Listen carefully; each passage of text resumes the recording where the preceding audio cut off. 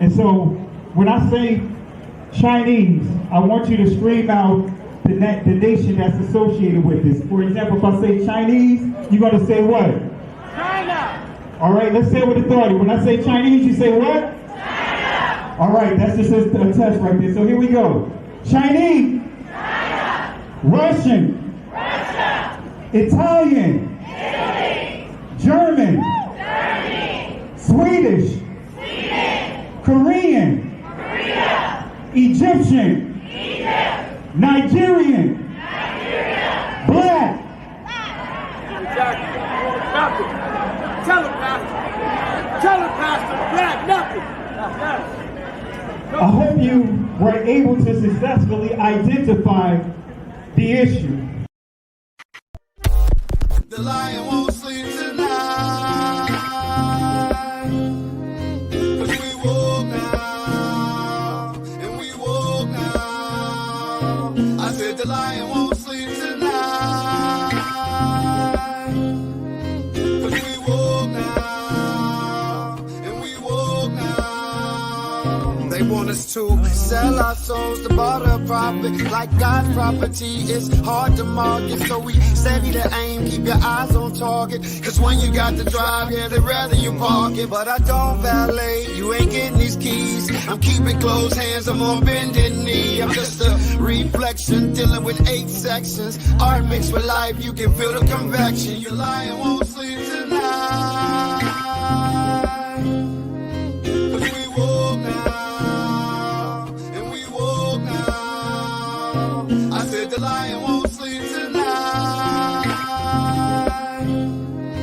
'cause we woke now, and we woke now. I said The same people that have stripped us of our identity and labeled us as a color have told us what it means to be black.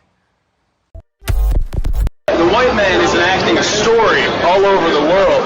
We left our homes and flooded the world. We smothered culture. We smothered knowledge. We erased history and rewrote it our way. Myself, my grandfather is 100% Ashkenazi Jewish. Claiming to be Jewish, Ashkenazi Jewish is just a conspiracy. White men claiming to be of tribes of Israel when I'm Germanic. You know, I have no ties to Israel, no ties to Judaism. You know, except loosely written history that's been whitewashed over for centuries. And, you know, from the Renaissance. Oh yeah, right. You wipe everything clean. It's funny how exactly the Renaissance. It's this rebirth, but it's white rebirth. I think at the same exact time the Renaissance is happening, Columbus is sailing to America and committing genocide. There's only one true ethnic Jew, the Mizrahi Jew, because they are Africans, and if you read the original Bible written in Phoenician Hebrew, they're not. Jewish people are not Europeans. The modern Jews in Israel are Russians or Khazars to be precise, from Russia. I learned it from my grandfather that he was because he was an Ashkenazi Jew. And then we're told, well, what we do here in Palestine, or as they call it, the land of Israel, is, we've returned. We have a legitimacy because we used to be here and now we're back. But that doesn't really stand any kind of serious test either. I don't know any Jewish person anywhere that can trace their roots back to the ancient Hebrews. I don't think anybody like that exists. We know Palestinians in refugee camps and elsewhere have the deeds to their land and the keys to their home. I know no one Jew in the world or Jewish family in the world that can do that. So how could we claim that we were once there when we have absolutely no way to show that? We have nothing. So we're not really from there. We're not really natives. I mean, we're certainly not Palestinians, most of us. The same people that have stripped us of our identity and labeled us as a color have told us what it means to be black. Most Egyptologists and anthropologists, archaeologists of the Eurocentric persuasion will say that Egypt is in Africa. They had to concede that, but then they still draw the line by saying that they weren't Africans like that. In other words, they weren't dark-skinned people. And of course, this is all part of the Great Deception. And the reality is that if they give up Egypt, ancient Kemet, if they give that up and say that that was a part of black Africa, then they will also have to give up Israel. And that's why they draw the line at Egypt, because if they give up Egypt, they've got to give up Israel. Now, we're going to go over here, and I'm going to show you where Israel sits on the African tectonic plate, which means that Israel is northeast Africa. Now, when we look at this map, this is the Sinai, okay? This is the Red Sea. This is Egypt. This is the Sinai. This is Israel. All right, this is Saudi Arabia over here. Now, if you see this in Hebrew, it says Haluach Afrikani, the African plate. Here it is right here. Israel is sitting right here. Israel is sitting on the Haluach Afrikani, which means that Israel is northeast Africa. Without question, we are in northeast Africa. We are landlocked to Egypt, with the exception of the Suez Canal, which was a man-made ditch, a boundary now between, in fact, it's not even really a boundary anymore since Egypt has reclaimed the Sinai Peninsula. But nevertheless, even those of us who are Pan-Africanists in our thinking and Afrocentric, we forget and we leave off that portion of northeast Africa and don't want to claim anything beyond that. Europeans classified this area as a Middle East. You know, and then since this the Middle East, the other question, where the Middle West? Where the Middle North and where the Middle South? They don't have no geographical terms like that. The same people that have stripped us of our identity and labeled us as a color have told us what it means to be black. Assalamu alaikum. In the 13th tribe, Arthur Koestler traces the origin of Eastern Europe's Jewish population that was largely decimated by the Nazi onslaught during the Second World War. Through extensive research, he discusses the history of a trading empire that was set up by a tribe known as the Khazars.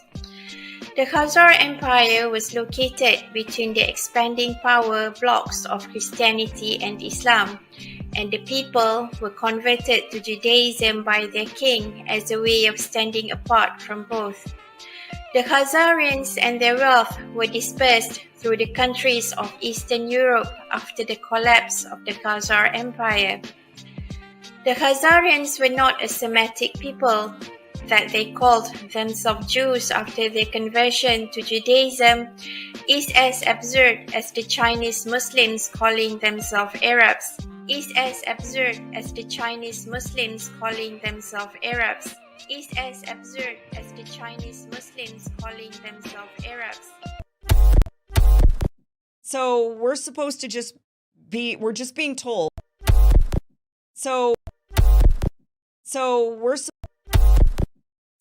We're supposed to just be, we're just being told that anti-Semitism is now criticizing Israel.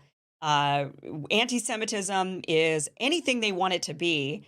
They can't even define it. They admit in this bill that they've passed through the House that there's really truly no actual protection for Jews, but they're just making it up as they go because they want to say, well, but Semites, which we shouldn't even be using that word anymore because most Jews who practice the religion of Judaism or who are culturally Jewish, even if they don't practice the Jewish religion, but they're culturally Jewish, like many are culturally Christian. Many of us celebrate Christmas, but we're not Christian.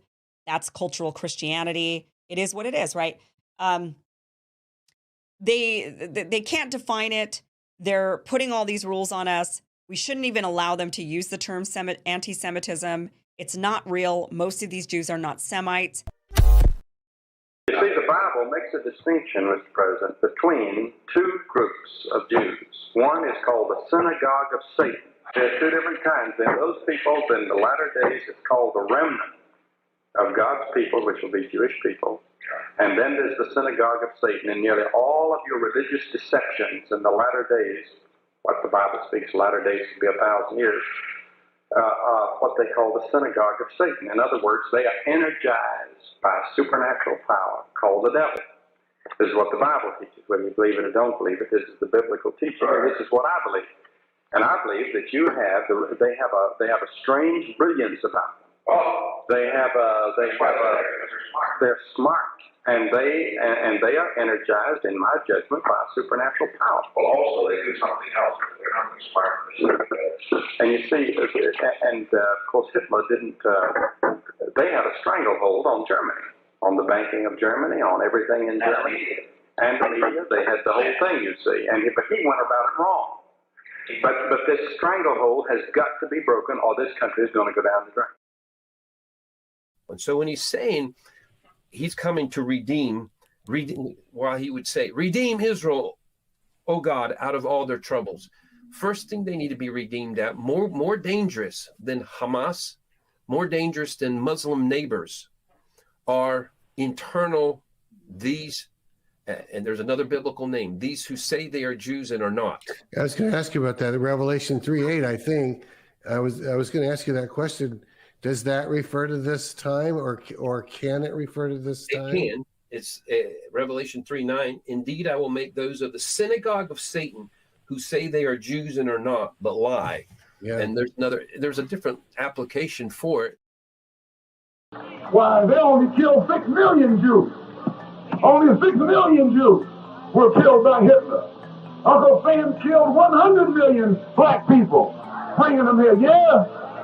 100 million. 100 million. Don't let no Jew get up in your face and make you cry for him. Ask him what happened with his forefathers when our forefathers were being brought over here as slaves. 100 million black people were taken from Africa. And when the Civil War was over, there weren't 6 million black people in America. There weren't 20 million black people in the Western Hemisphere. What happened to 80 million? Where did they go? Where did they disappear? Why, that dog dropped them in the water and worked them to death. He murdered them. He butchered them.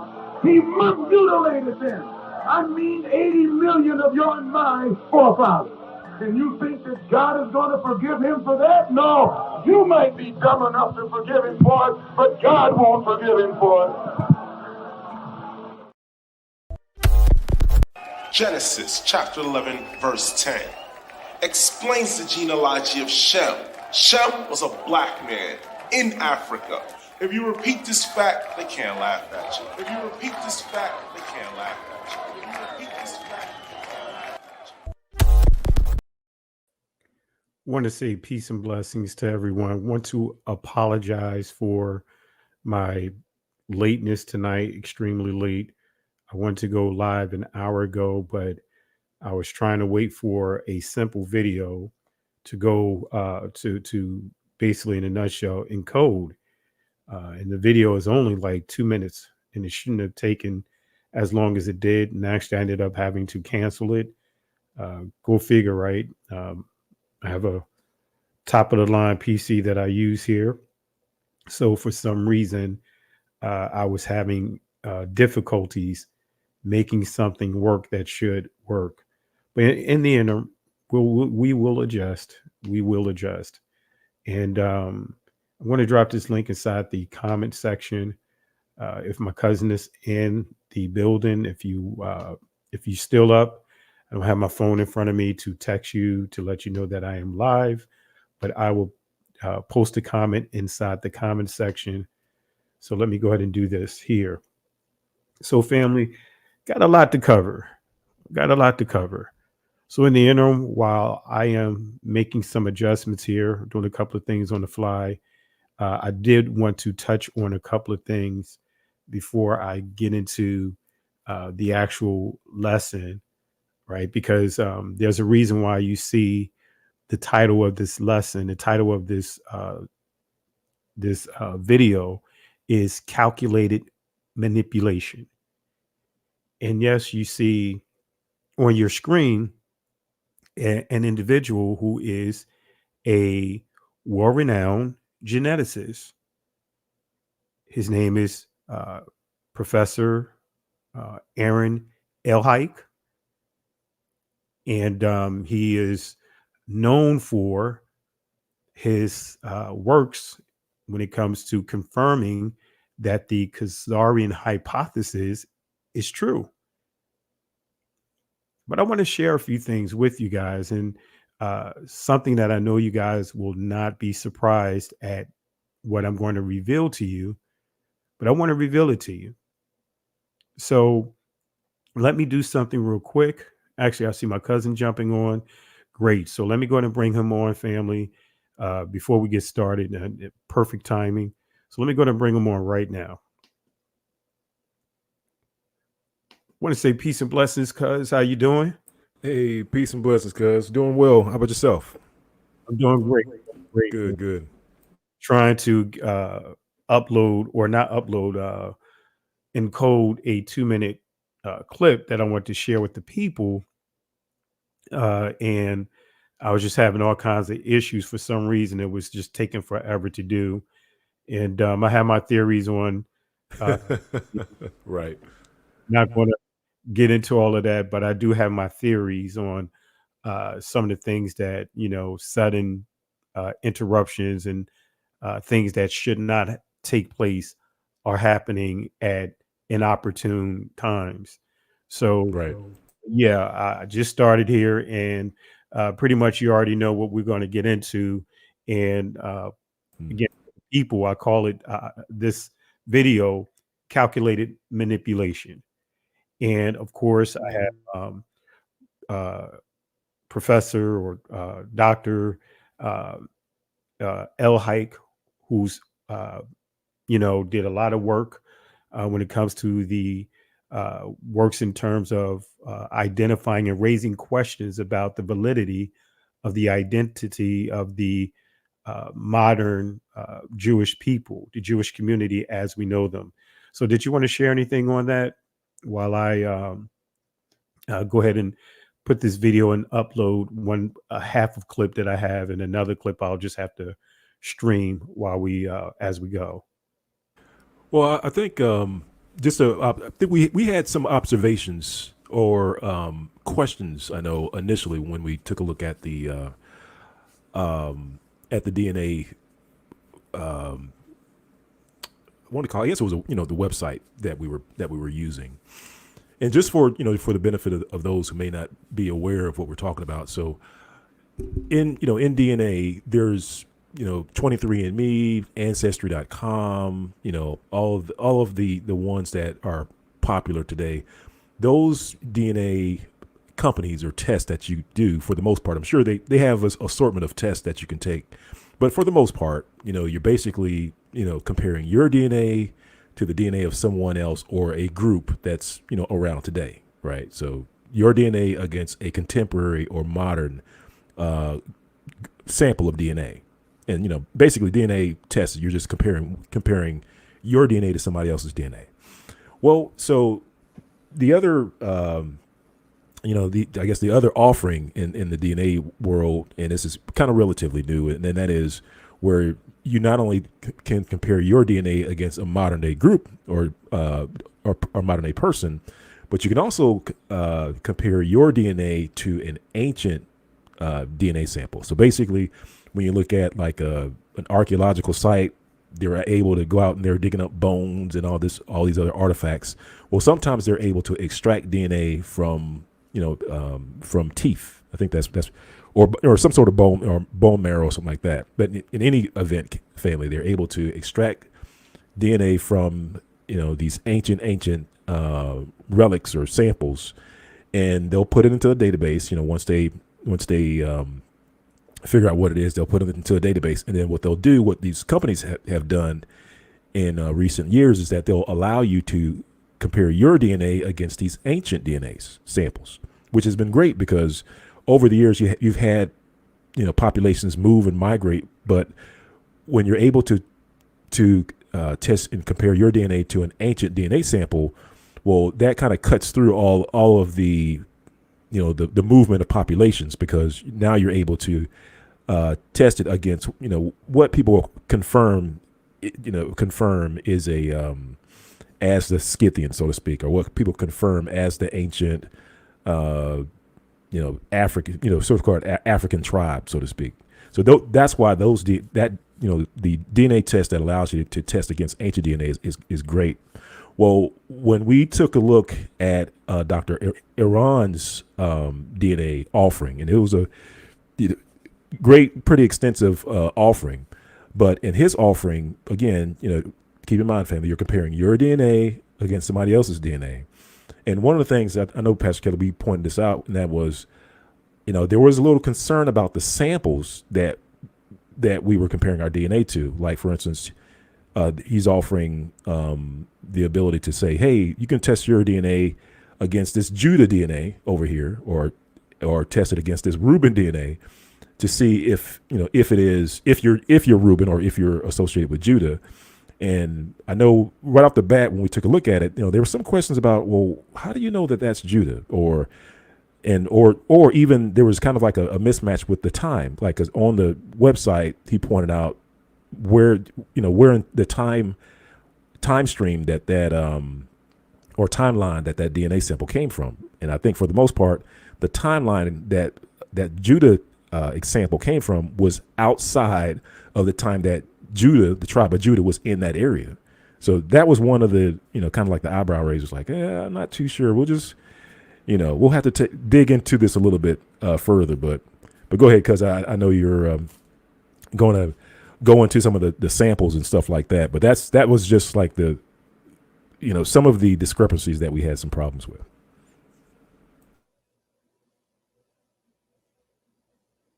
And you may be on mute, Pastor Kelly. Okay, yeah, mysteriously, you were going in and out on my end for some reason. So, okay. Yeah, your last sentence I didn't catch, but go figure, how that goes. Mysteriously, signals start going in and out and so forth. But also, if you want to share with them initially when we realized, hey, you know what, we should have taken screen prints, because there was a major shift on our initial findings or the initial results. And then we periodically began to monitor the site. So if you want to share that with them as well, kind of give giving them an understanding of where we were on our position with, the suspect about how things were being presented there. Yeah, and actually, it's actually leads to a good best practices, family. Whenever you're dealing with DNA sites, DNA testing sites, always, if you can remember, take screenshots. Because I've even seen this with Ancestry.com, and that is, you'll run your tests, you'll take a look at your DNA results, and they'll show, you have relationships to certain groups or whatnot. It was funny because I think when I first ran mine, for example, with Ancestry.com, I had a Spain and Portugal. And of course, if you know anything about the Benai Israel channel, we're big on showing you the relationship in our history and heritage back to Spain and Portugal. Well, over time that changed, right? And same thing with Dr. Iran's website, where I think when we first initially ran it, it came back and showed, I want to say Levi and Reuben was, one of the ones that showed up. It was a couple, one. It was either two or three. I know it was multiple, but when it showed up, I don't think I took screenshots, but I think Pastor Kelly, you took screenshots of yours. But unfortunately, again, over time, once we logged back in over time, then of course things changed, and no longer was the Reuben match there, but there was another. I want to say the only match for me was, oh man, it was either Levi, maybe Levi stayed on there, but everything else was taken out. But then there was like an Egyptian match or something like that. But anyway, yeah, I think it was only Levy that showed up. Levy, okay. I was gonna say, long story short, family, just make sure that you take screenshots, because over time they can change. And oftentimes, family, when they change it, they don't tell you why.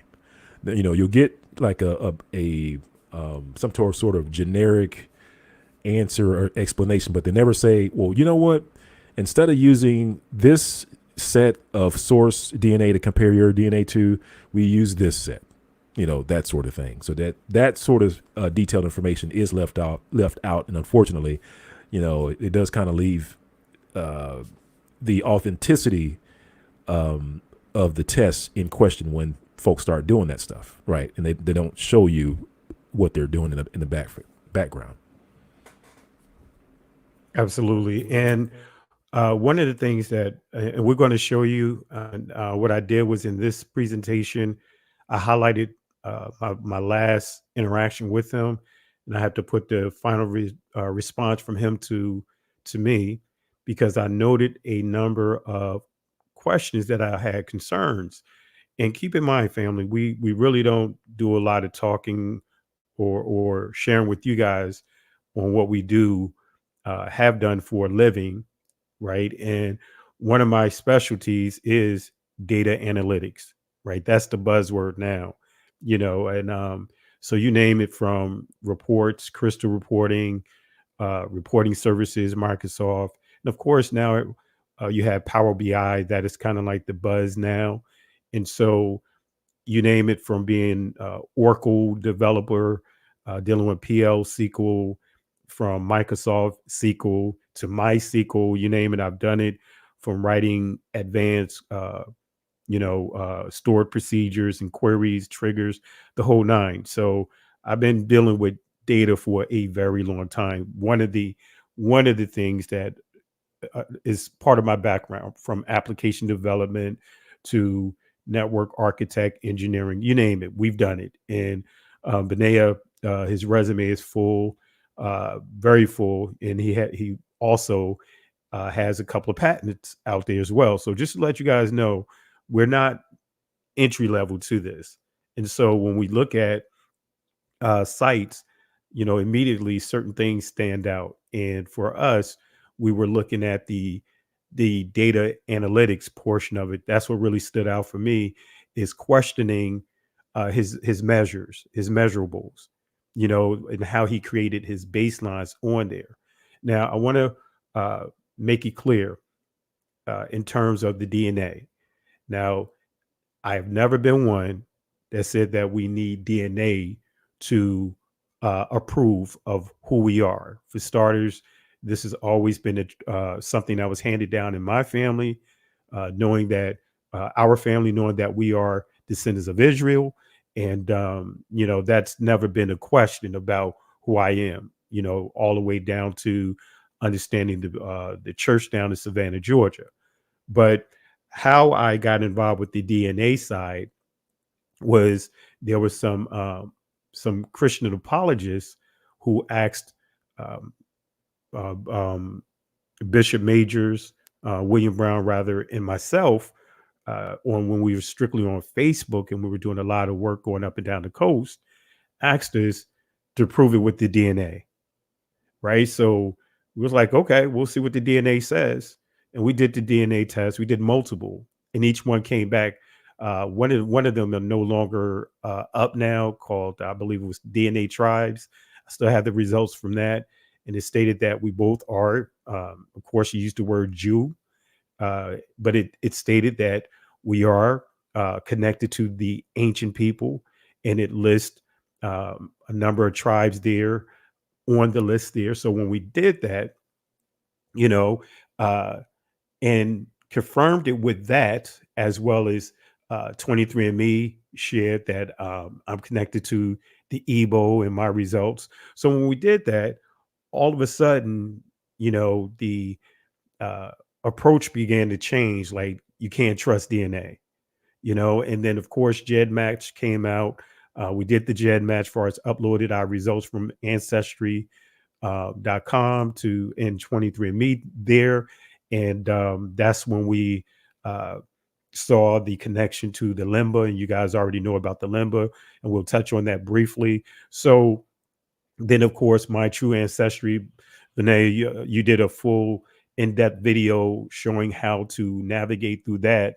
And even on there, it confirmed to show a closer distance for us in terms of with the Lemba and other groups that have been confirmed to be blood descendants of the ancient Israelites, right? And so how we heard about Dr. Elhike's web tool is through an interview that Bishop Brown had done. And so we decided to try it out. And so for us, the argument is, okay, all right, what about what is the church going to say now when you have an Ashkenazi Jew who is a world-renowned geneticist showing through his tool that we are connected to the ancient people? So I want to make it clear, it's not, we're not driven by DNA. And one of the things that I brought up in the past is that the DNA, the results, statistics, and because you can elaborate on it as well, but statistics, you can manipulate whatever outputs you're pushing for. And so we're going to go through a couple of things here, but Benet, anything else you want to add to it, even with dealing with the statistics and things along that line, because you and I are in similar lines of work. And matter of fact, that's how we discovered that we're related. You know what I mean? So right. Go ahead, Benet, you could go ahead and share some thoughts on that. Well, just kind of, I mean, to add some additional context to it. I mean, we're in a position where we have two people claiming the same identity. So I think, you know, that's kind of like where we're at, where, you know, as African, you know, I use the term African Israelites as African Israelites. You know, we're over here in the places to which we were scattered. You know, our history matches up with the scriptures, you know, line for line, word for word. And so we are over here decreeing and declaring that we are the people of the book. However, but there's another people claiming to be the people of the book. And so, you know, of course, whenever that happens, to settle, you know, disputes or things like that, you bring information to bear to prove out your point. And so as Pastor Kelly said, you know, DNA was one of those tools that that people used to try to prove that, you know, that they were, you know, the descendants of Israel. They were the Israelites. And it's funny, Pastor Kelly, because, you know, of course, recently it came out that, you know, it's actually illegal to take a DNA test over in Israel. And you kind of wonder about that. Well, if, you know, if you're the people of the book, then why are you outlawing, preventing the layman, the regular folks there from being able to take DNA tests? Of course, that's another eyebrow raiser. But aside from that, Phelan, so that's just you know, just kind of like laying back on what Pastor Kelly was saying. So that's why, you know, some folks started turning to DNA, even though, like Pastor Kelly said, it's not the end all be all. We know that there are some issues with DNA in that at the end of the day, you're comparing your DNA to somebody else's DNA, and the manipulation. This is one of the things I do want to give Dr. Aaron Elhike props on, and that was he pointed out in the interview that we had with him earlier. I think it was last year, right, Pastor Kelly? Yeah. Was it last year? It was last year. Okay. But yeah, but last year, he did point out that of the manipulation that's done in order to, just like you were saying, to prove a certain point in DNA, and that is all you have to do is mess with the source DNA. Like, so whoever you're comparing our DNA to, all they got to do is just mess with the people that are the DNA samples that they're comparing our DNA to. So basically, all they do is just shuffle the people that's in that group around, right? So if they want to make it seem as though they are the Israelites, then all they have to do is put a bunch of their people in the group that they say that they're Israelites, and they just compare their DNA to that group that they just fixed, and voila, they're statistical Israelites, right? And so that's the the concern that a lot of, I've even seen people in our community have, and that is, hey, you guys are fixing or fudging this source group that you're comparing our DNA to. And that's why, the practice of comparing our DNA to ancient DNA was so appealing, because you can't really fudge that. You can't really fix or shuffle that group around, because that's usually fixed. However, the problem, and that's where you have to pay attention to, like in Dr. Iran's tests, is what ancient DNA samples he's comparing our DNA to. And again, that was just one of the concerns that we were, or at least I know I had initially, where I kind of pointed out that, hey, the DNA samples that you're saying is Judah, according to your own documentation, they're coming from a time period when Judah wasn't even in the land. So how are you, how are you assigning that to Judah? So anyway, I don't want to get ahead of the discussion, Pastor Kelly. So. Okay. Yeah, I appreciate it. I appreciate it. Now, family, one of the first things I'm going to show you here is one of the things that really stood out.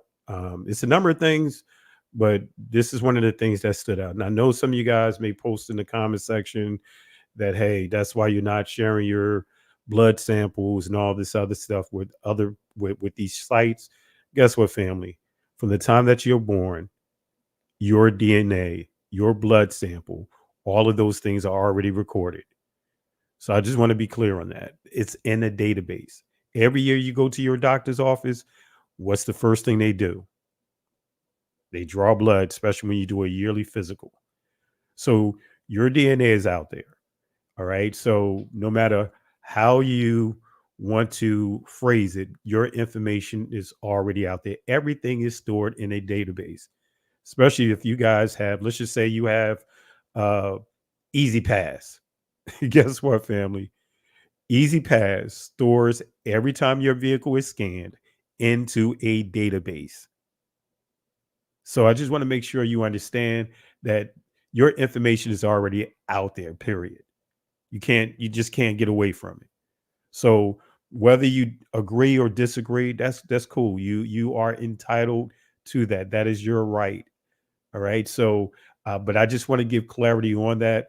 But let's go ahead and show a couple of things here. First thing I want to share with you is a couple of things that I noticed that is completely off. And then I'll show you our interaction, 3 key points that I brought out that triggered a final response that, Benaya and myself discussed. So let me share my screen because I want you guys to see this. So I'm going to take this off.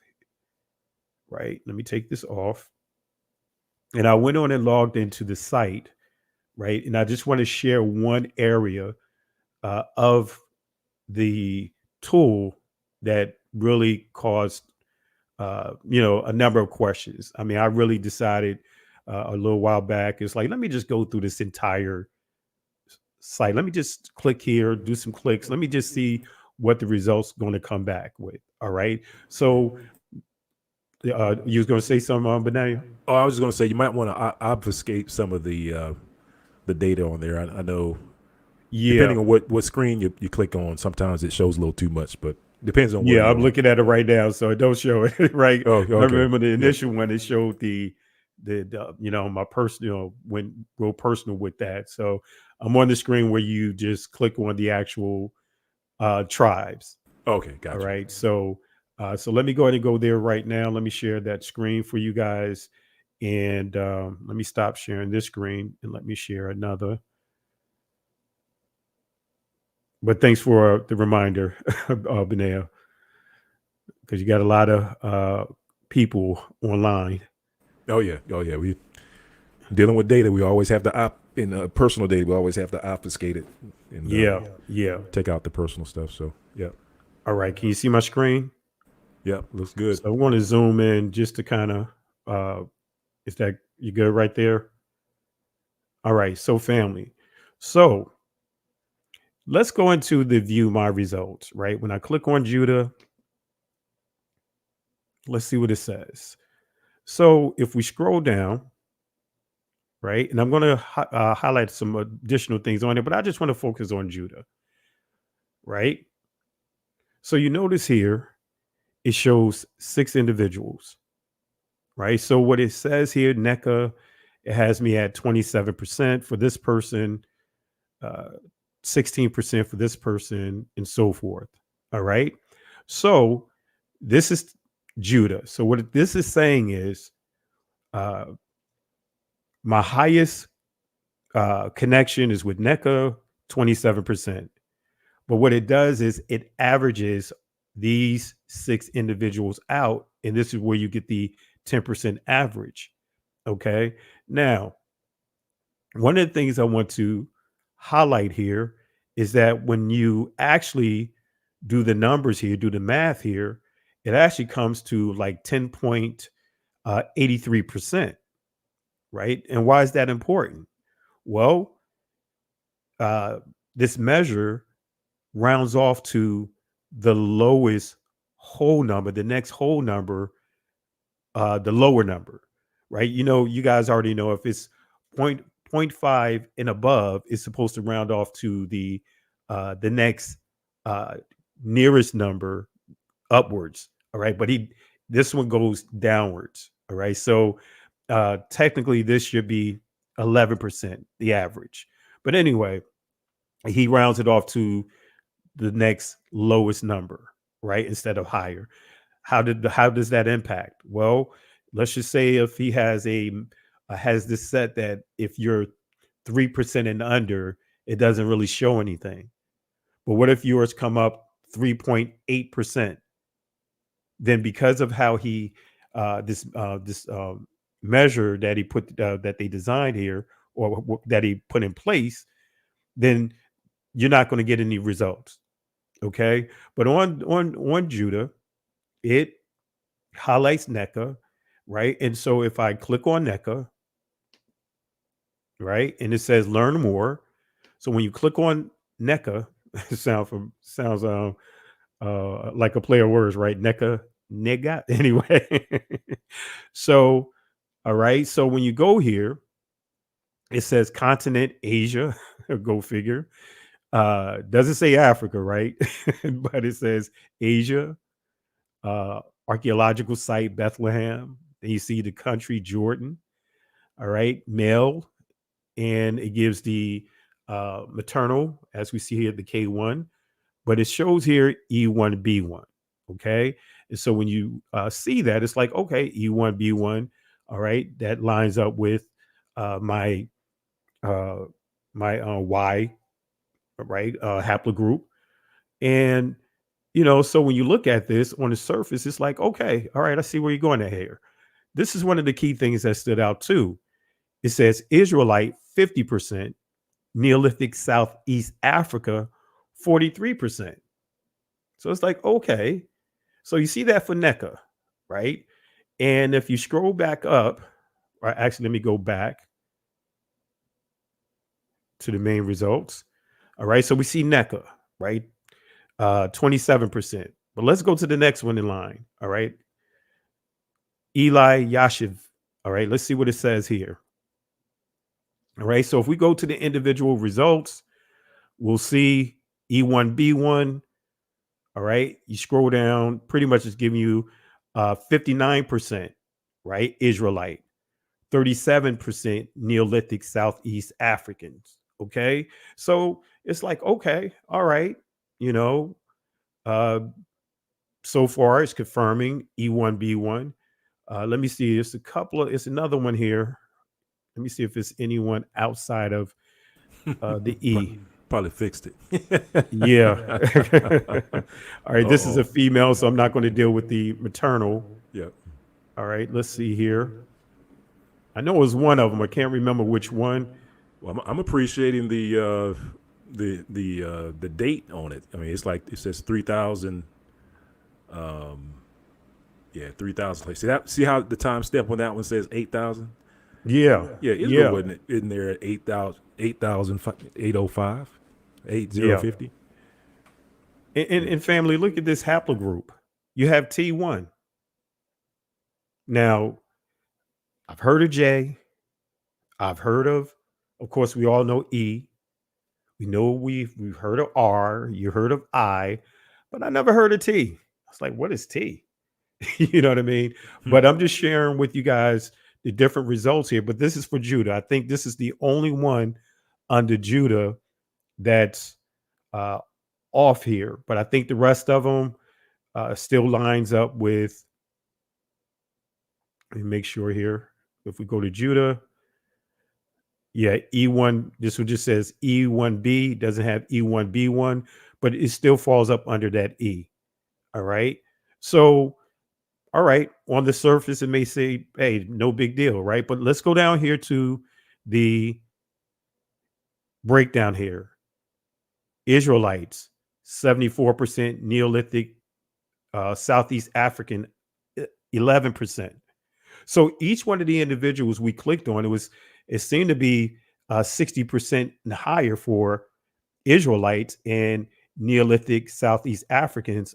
This one went down, but we see it ranged between, let's just say 60% Israelites, 40% Neolithic Southeast Africans, right? So when you go back to the overall, let's go back here.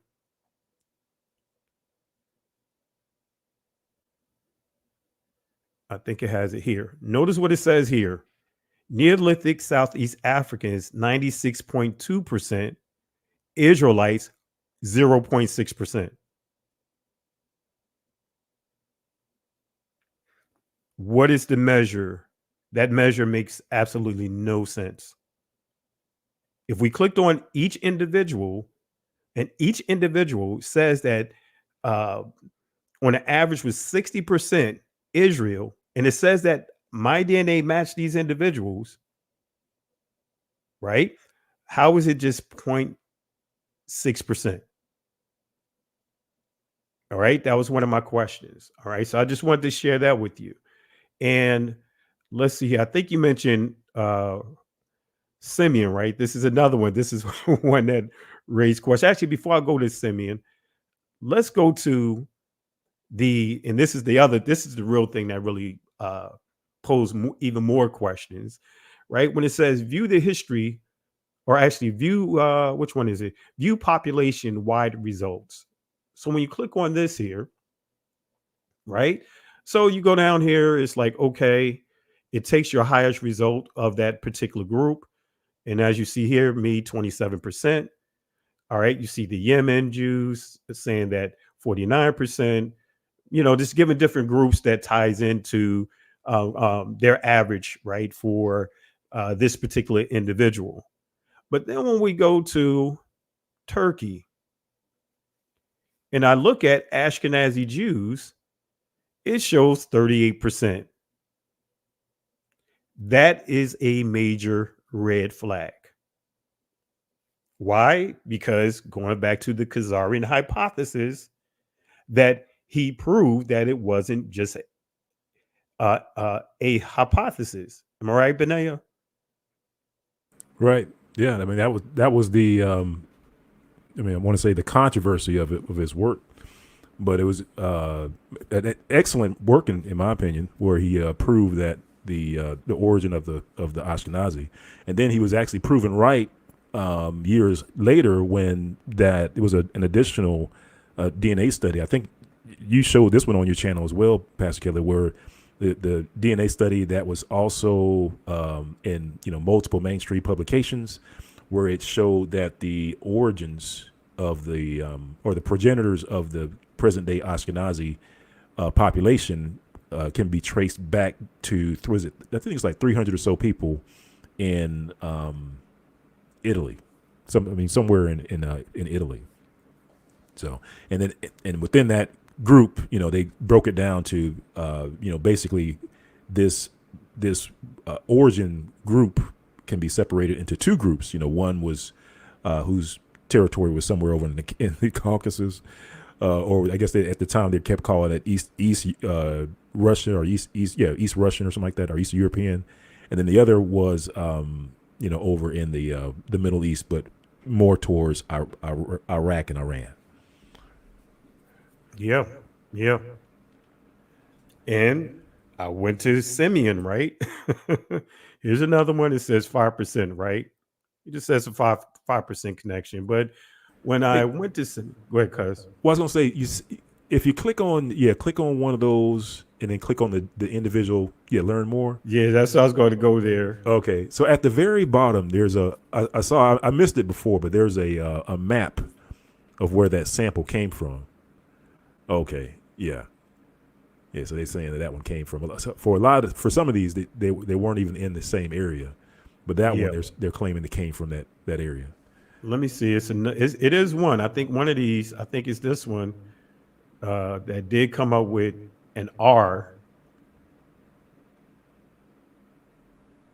All right, that's a female. Let me go here. I think that was under Levy, maybe. But let's see here.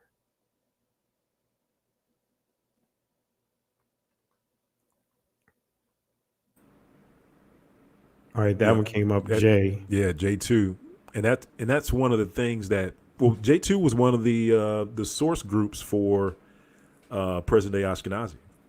Yeah. And that was one of the arguments that I have to give him credit that Ron Dalton had brought up, and that was when you look at the DNA makeup of the present day Ashkenazi, instead of everything tracing back to a single forefather, like, in our case it will be Jacob, right? For Israel, everyone in the family should trace back to Jacob, if you're a genetic Israelite. But when they took a look at the makeup of the Ashkenazi, they were coming up with all these different haplogroups. In other words, there wasn't one shared progenitor, for all of them as far as a haplogroup. Even in that study that I was telling you about, there were multiple haplogroups in that, cohort. So, and I guess you can see that same thing in this study as well, where you're having multiple DNA haplogroups under Israel. Like, for instance, like Pastor Kelly, right now you're in Levi. So Levi, you've got R1B, right? That's where I want to go to right there. So, but in the one that you had before, it was J2, and some other one it was T or something like that. So it's like, so how are you getting all these different haplogroups? A haplogroup means that you have a different forefather, right? So how are you getting all these different forefathers when they're supposed to be Israel and they're supposed to have a shared forefather? So that's a problem with the tests. But go ahead, Pascal. I know you were talking. And if you remember, when you and I had done the interview, I brought that up, about the Kohanim model.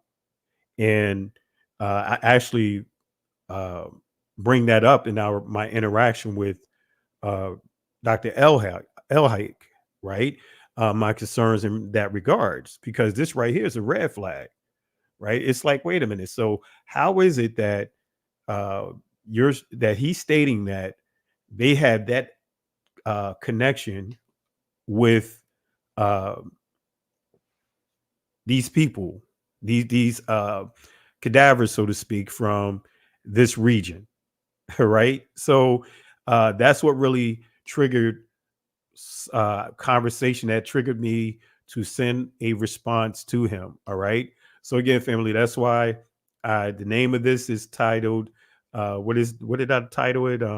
Calculated manipulation, because again, we don't own these companies.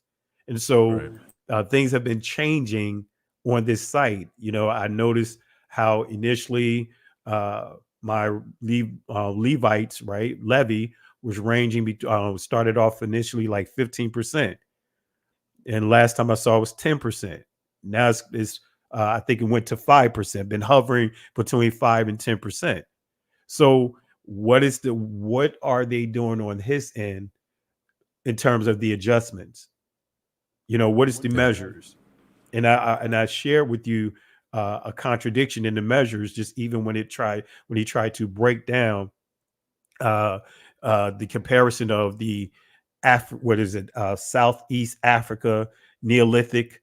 So in one sense, they're showing 96%, but in another area for each individual, the average is like 40%, and Israel 60%. So that is a red flag, right? But that's not the major, for me, it's not the major red flag is, okay, the information about the Ashkenazis. That's the thing that really drove me reaching out to him. All right. So this is thing that I want to just say to you guys. We are witnessing in this information age the invention of new ways to push deceptions and flawed agendas. And this is coming from Romans 1, verse 30. I like to give a little scripture. It says, backbiters, haters of Yahweh, despiteful, proud, boasters, inventors of evil things. Some translations would say inventing new ways to sin, inventing new ways to manipulate, inventing new ways to push, right? Deception. So I want to start off, and this is what I share with him in my response to him when he responded to me with a list of questions that I had. So I responded to him with 3 of the things that he said that was just way out in left field, right? So I said here, I want to start off by saying that I am at a loss for words after reading your response, starting with the following quote: science evolves all the time, right? And so that was his way of trying to answer when I questioned him about the DNA. And I'm going to try to clip that into here. I didn't have a chance to clip that portion of it in here. And my response to him, my rebuttal to him with this whole science evolves all the time, to with him trying to justify now stating that there's some type of connection with the Ashkenazi Jewish community to the ancient people. And I'm going to show you a comment he made. And Benet, it took me, I had to walk away from my my keyboard, right? I had to, because it was just like, wow, just for him to even respond the way that he responded. Okay. So what I did was I called him out, responded to this science evolves. And Benet had been in the technology field just like I have.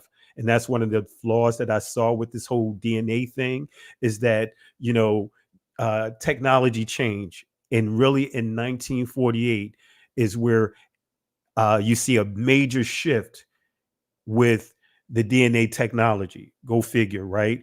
Initially, in the 18th century, this had nothing to do with people. It was dealing with plants, and that's even when you deal with the melanin conventions and all that they would have early on. It was dealing with plants, and then it went from plants to people, to us, right? With the melanin being in our skin. But nevertheless, in that response, I share with him stating that, when you start, the issue that you have with technology is the agenda behind the technology. So, and I made it clear, racism, politics, that pushes certain narratives. And you guys know that not even 100 years ago, we were considered to be animals. We were considered to be beasts. So you saw a lot of this science were geared towards that. So again, instead of just wiping away and then starting fresh, that's not what they did. That's not what many of these guys are doing. So so my response to him was bringing up Diop. I'm not sure if you guys is familiar with Diop, and I encourage you guys, get this book called Black Genesis. It is a great book. Diop, man, him and I forgot the other brother, man, they came up with a way of testing old ancient bodies, based on particles, to be able to determine if that person is, I'm just going to use the institutional race term, black or white. And in a nutshell, he got so much pushback from a key figure over in Egypt right now, but he was accepted by, the most of the archaeological Egyptologists and UNESCO or UNISEC or whatever. He was received, and he proved to be accurate, right? But there was a push for him not to test those kings and queens, those Egyptian kings and queens, because of out of fear that he's going to confirm that they were not Caucasians. They were not Europeans. All right. So this highlights some of that here. I'm not going to go into all of it, but just to read a little bit here, it says Diop's silver bullet. In other words, this was when you say silver bullet, that's equivalent to saying his mic drop here. This was his mic drop moment and his what he discovered and what the work that they put into to be able to accurately determine who's who. So it says Diop's silver bullet, however, was the proven scientific method that can determine skin color by the analysis of the melanin content in mummies from ancient Egyptians. And he insists that contrary to the words of Egyptologists, it was entirely possible to determine the melanin content of ancient mummies by microscopic analysis in the laboratory. Melanin, or more precisely, eumelanin, is a naturally produced polymer responsible for skin pigmentation. It is insoluble, excuse me if I'm butchering these words, but it can be preserved for millions of years, such as the skins of fossilized creatures. Diop claimed that it can be measured in the skin of Egyptian mummies, even though Egyptologists lament that the skin of mummies is tainted by embalming materials. Now, peep this out. Goes on to say, and thus is no longer susceptible to such analysis. Diop rejected this by showing that although the outer epidermis is where the melanin is usually found, melanocytes are particles deeper in the skin where they are not destroyed by the mummification process, right? So it goes on to say Diop was able to show high melanin levels that are found in white-skinned people, right? So he was able to distinguish between the two. It said Diop was able to show high melanin levels that are not found in white-skinned people. Diop wanted to apply the same analysis to royal mummies kept in Egypt, but the Egyptian authority refused to give him, in a nutshell, saying refused to give him the permissions to do so. All right, and that's the guy by the name of Hawaz. All right, but nevertheless, it goes on to say Diop also reviewed the various statements made by ancient Greeks and Romans who visited Egypt, as did Martin Bernal later in Black Athena. Diop asserts that if we accept what the ancient Greeks and Roman writer says, and frankly, there are no good reasons why we shouldn't, then we must conclude that the ancient Egyptians were black-skinned. For these writers leave us with no doubt that they saw Egyptians as dark or black men. So he began to quote a number of them there. So, all right. So, nevertheless, now this takes us into Aaron's response to me, right? So he had quoted in one of the responses to me as I was questioning him, trying to make a correlation to the Ashkenazis to the ancient Israelites. And he places here in his statement, science evolves all the time. If you read our updated paper that identifies ancient Ashkenazi, right? So this is the paper that he initially submitted. You guys know I reference this all the time. And this here, he says, he is calling for a rewrite of commonly held assumptions about Jewish ancestry. Instead of being primarily the descendants of the 12 tribes of Israel, present-day Jewish populations are, finds Elhike, primarily the children of a Turkish people who lived in what is now Russia. Right? So he made it clear. And then he goes on to say this civilization, the Khazars, converted from tribal religions to Judaism between the 7th and 9th century. So this is why we came, this raised a number of red flags. It says here, among some circles, his conclusions are bound to be unpopular. This is the first scientific paper to prove the Khazarian hypothesis and reject their Rhineland hypothesis. And this is dealing with genome biology. This is coming from Johns Hopkins University. All right, a publication there. All right. So one other thing, and I'll let you elaborate on this, Benaya, because I know I'm talking a lot here as well. So it says here, previous studies had, for example, combined the questions of similarity among and between Jewish populations and the question of ancestry and relatedness to non-Jewish populations. Elhake viewed these questions separately. All right. But notice what it goes on to say here. It says, along the former Khazarian border showing the most heterogeneity, his second question centered on ancestry. When comparing Jewish communities to their non-Jewish neighbors, Caucasus or Levant, and he put here, in other words, Middle Eastern populations, which is the closest to the Jews, closest to Jews. It says here, all Eurasian Jewish communities are closer to Caucasus population, he writes, with Central European Jews closer to Italians, non-Jews as the exception. Not one of the 8 evaluated Jewish populations were closer to Levant population. That's key. He said not one has a connection there. All right. Did you want to share anything, Beneo, on that? Well, I think it sounds like because that was the one that we originally came across where he was he basically blows the doors off the Levant origin, right? I mean, and trace their origin back to the Caucasus.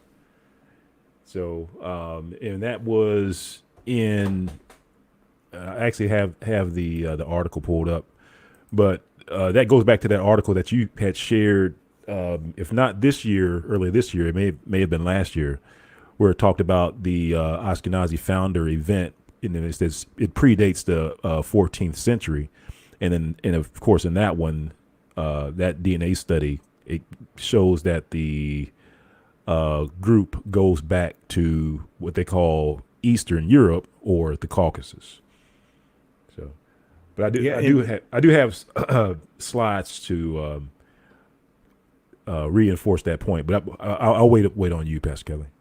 Okay, let me know whenever you want to show it. So, family, this is my response to him. I said again, this is why I'm at a loss of words with the science change, which actually means science selectively change, right? And then I go on to say the total modern genetic similarity to Israel is 37%. Under the modern genetic similarity to Israel, in other words, the tribe of Judah, it shows the Ashkenazi Jews 38%. My question was, how is it possible when the forward says Ashkenazic Jews DNA is 90% Ashkenazi and 99% European? So his response was, this is more of a wishful thinking on the forward side. Whatever numbers they provide are not based on ancient DNA, right? But this was my response to him. I place it because, matter of fact, I put his link to his original article that I just made reference to, and I included the forward for him to review it. And so my response to him was, the numbers are based on the results of Ashkenazi Jews who took the 23andMe DNA test. And the results on the average is 90% Ashkenazi and 90% European. It's not wishful thinking, but actual results, which triggered so many from the Ashkenazi Jewish community to do videos questioning the validity of what we've been told about their history. What we've been told about their history and connection to the ancient Israelites by blood and not by a religious conversation. This is why I posted the link in the initial email, right? So this is the the link that I forwarded him. It says, forward, can 23andMe tell if Jews are a race, and is that a good thing, right? By Ari Feldman on July 30th, 2017. You guys know I make reference to this. It says, learning your genetic, and this is all about 23andMe, learning your genetic makeup has never been easier than it is in 2017.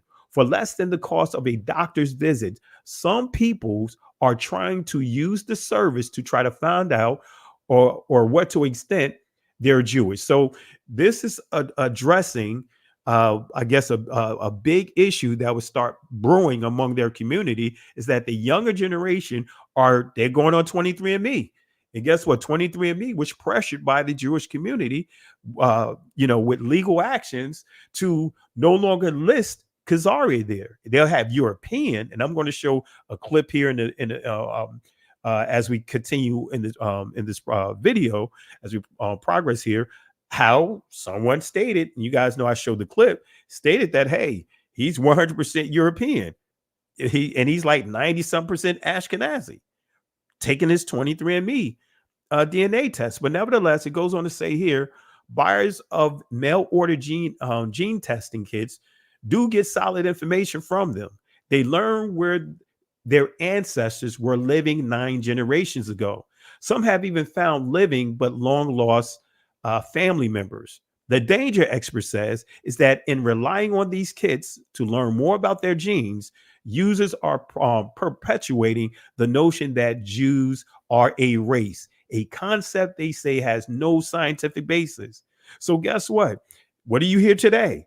They're saying that Jewish community is multiracial.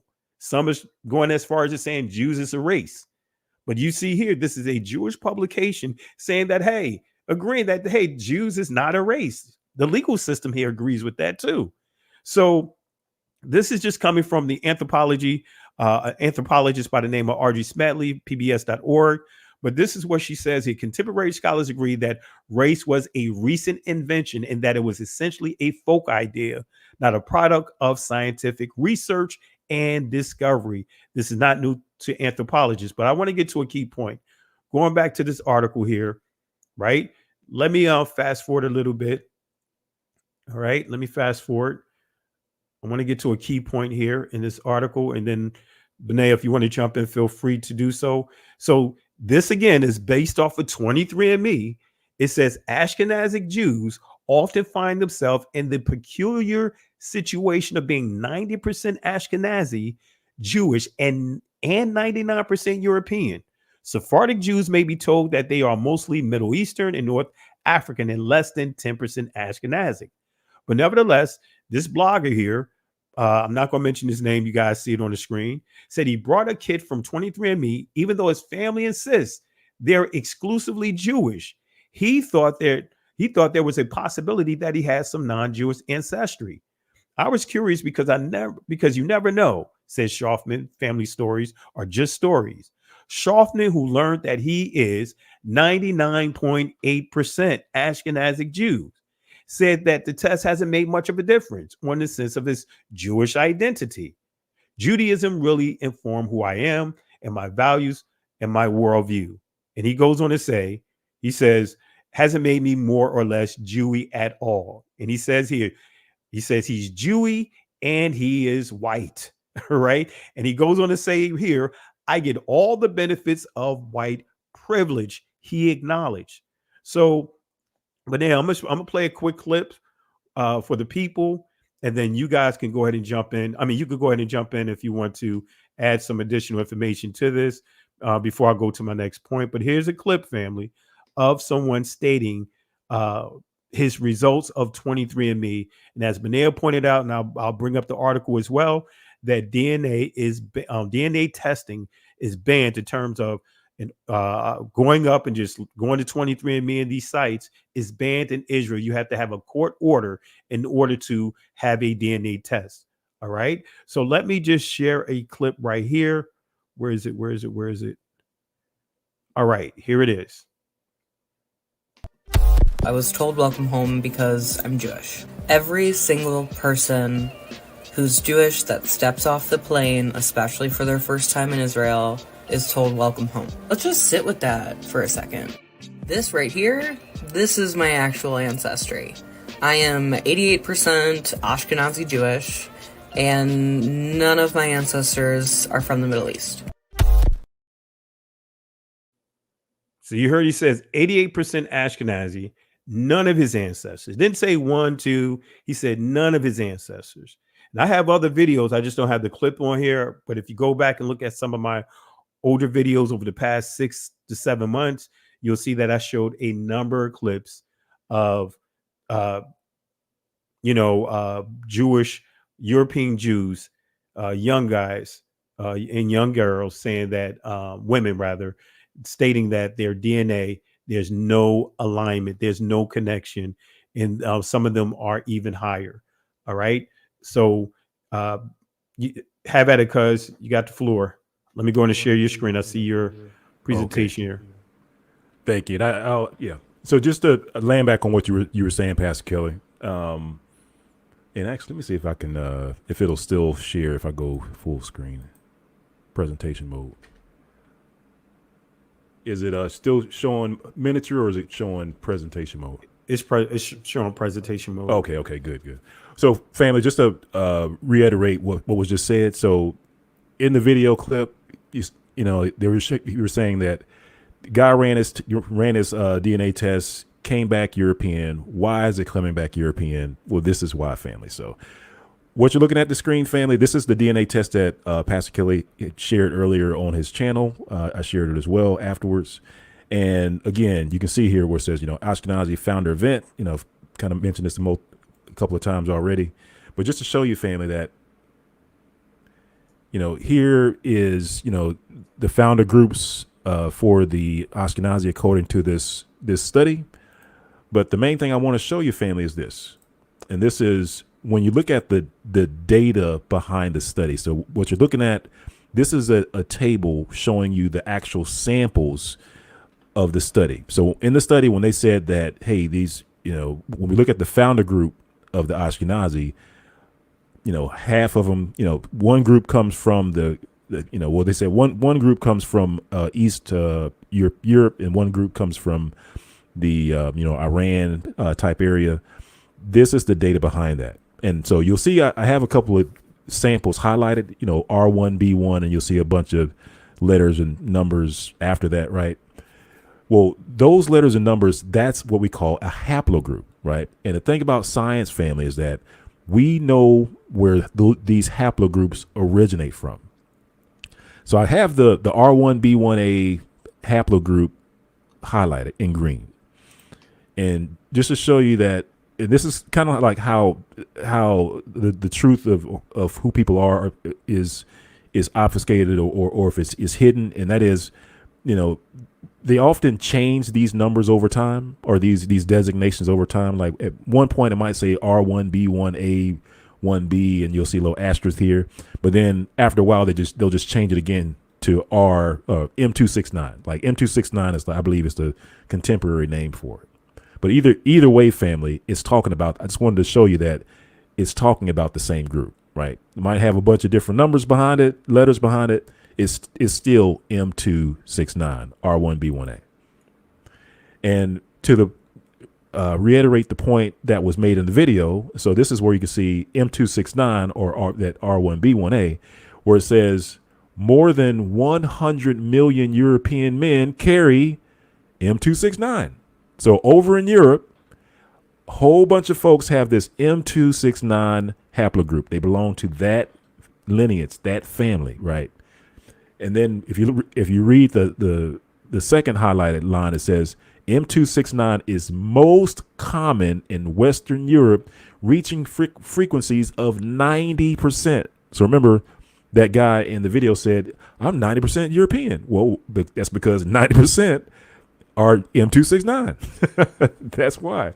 And it says more in Spain. Well, that's interesting because Spain kicked off the transatlantic slave trade. Well, we'll come back to that later. And he says in Ireland and Wales. So just to show you, family, all of these studies are lining up. And then also, like I said, we know where these haplogroups come from. And that's where, we're kind of thrown off about the DNA, some of these DNA studies where you're showing a M269 or you're showing a R1B1A in your group, but you're saying that is Judah, or you're showing R1B1A in your group and you're saying that that's Levi. Well, that doesn't make any sense because we know where M269 is based off of their studies, right? So I know you probably can't see my my mouse here, but halfway down this tree, fam, they call it a phylogenetic genetic tree, and you can see in the middle M269, and off to the right you'll see Caucasus. you'll see Caucasus. It's right here. If you can see my mouse, I'm not sure if you can or not. But this is where family M269 comes from. They know where it comes from. So to take this back, bring this back to Dr. Iran Elhaik's study, this is, what's confusing because he has M269 as a Judahite or a Levite or Leviite, or someone that belongs to the tribe of Judah or someone belongs to the tribe of Levi, but he has the wrong DNA designation for the haplogroup. So that's what's part of there's multiple things that's problematic, but at least for me, that's one of the primary issues in the study, and that is he's taking haplogroups that have a proven origin, in the scientific community of not being in Israel, but being in the Caucasus Mountains, in the same area where the Khazars came from, the Yamnaya came from where the Scythians came from that area. But that's it, Pastor Kelly. I'll see if I can stop sharing my screen here. Okay. And whenever you're ready to share another, just let me know. Okay. All right. And I could toggle between the two. And see, this is another thing I want to point out. DNA ties Ashkenazi Jews to a group of just 330 people from the Middle Ages, right? So when you go here, what does it say? Let me show you what it says. This is LA Times. It says, so says a new study in the journal Nature Communication. An international team of scientists sequenced the complete genomes of 128 healthy Ashkenazi Jews and compared each of those sequences with the others, as well as with the DNA of 26 Flemish people from Belgium. So this has nothing to do with ancient Israel. This is not dealing with the antiquities. This is saying Middle Ages, right? Connecting them to 330 individuals, right? In Germany. That's what this is saying. All right. So, but let's go ahead and go to the Nature Communication. Matter of fact, let me just read this other portion here. It says their analysis allowed them to trace the genetic roots of this population to a founding group in the Middle Ages. Ashkenaz in Hebrew refers to Germany, and Ashkenazi Jews are those who originated in the Eastern Europe. Okay, so this is the Nature Communication, right? We see here the Ashkenazi Jewish population is a genetic isolate close to European and Middle Eastern groups with genetic diversity patterns conducive to disease mapping. But here's the kicker that we want to get into that they highlighted in the article. It says here, our panel improves imputation accuracy for Ashkenazi Jews arrays by 20%. All right, but let me go to the key area here. It says Ashkenazi Jews reconstruction of recent Ashkenazi Jewish history from such segments confirms a recent bottleneck of merely 350 individuals, modeling of ancient histories of Ashkenazi Jews in European populations. All right. So in a nutshell, they are not connected to the ancient people. And that's what this article is proving, that they are not connected to the ancient people. This is dealing with modern, right? When they say modern, they were able to narrow them down to 330 people in Germany, not Northeast Africa, which is now called the Middle East. All right. Let's see here. All right, let's see here. Let me look at something else that I want to bring out. Okay. And even with dealing with him, this is what led to another mouth drop, right? He says this about the Lemba. Right? Right. But actually he was giving some information about his assertion about the Lemba, because I brought up the Lemba, right? Stating how they are connected to the ancient Israelites. Well, he says here, we use ancient DNA. This is the most accurate evidence. The Lemba were shown to be connected to Jews, not Israel, via their Y chromosome. Notice what you see, family. Look at what he's saying. He's saying that the Lemba are connected to the modern Jews. That's basically what he's saying, connected to the modern Jews, but they're not connected to the ancient Israelites via their Y chromosome with a small number of mutations that exist in other people as well. Well, I had to give him a major pushback because, family, again, I'm not saying that I know everything, but I'm very familiar with the Kohanim model that was created. And I can say that he's completely wrong. But this is my response to him. It's a lot here, but I'll just read some of it as much as I can. I'm not sure if you guys can see this on your screen, so I had to give him some pushback on this. And I'll give you his final response to me. But it says here, as a matter of fact, I'll play a clip too by Kohen Hamandishe explaining the manipulation of the Ashkenazi Jews that were testing them. And he even says how the Ashkenazi Jew that was testing him, their DNA results came back 1.2% far as the Ashkenazi Jew versus, and then he gives the percentages of the Lemba, Sudan, and anyway, let me go ahead and get into this here. But this is my response to him. I say, I am very shocked and disappointed with your rationale about the Lemba. I completely understand the flawed testing of the so-called Kohanim, in other words, Kohen model testing. This and other proposed model haplotypes were purposely created not to include and excuse the typo here. It was supposed to say include African/Negro groups, right?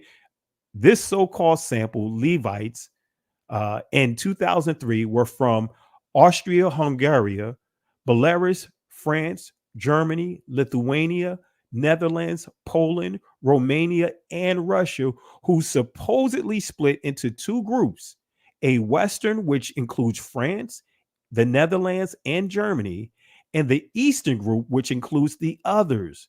There were not significant, it should have been, there were no significant differences in their haplotypes. In fact, it was discovered that over 50% of the so-called Ashkenazi Levites belong to the haplogroup R1A1, a haplogroup of European origin. Just that alone completely proves the flaws and agendas of the so-called DNA scholars. The haplotype in question is the so-called J, which is not common among the Ashkenazi Jews. At best, 2%, in which this was designated as the so-called Kohanim or Kohen haplotype.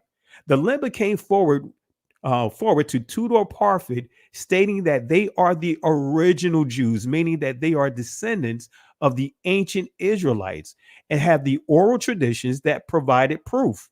The DNA testing of the Lemba proved that their J haplogroup percentage was much higher than any of the Ashkenazi Jews.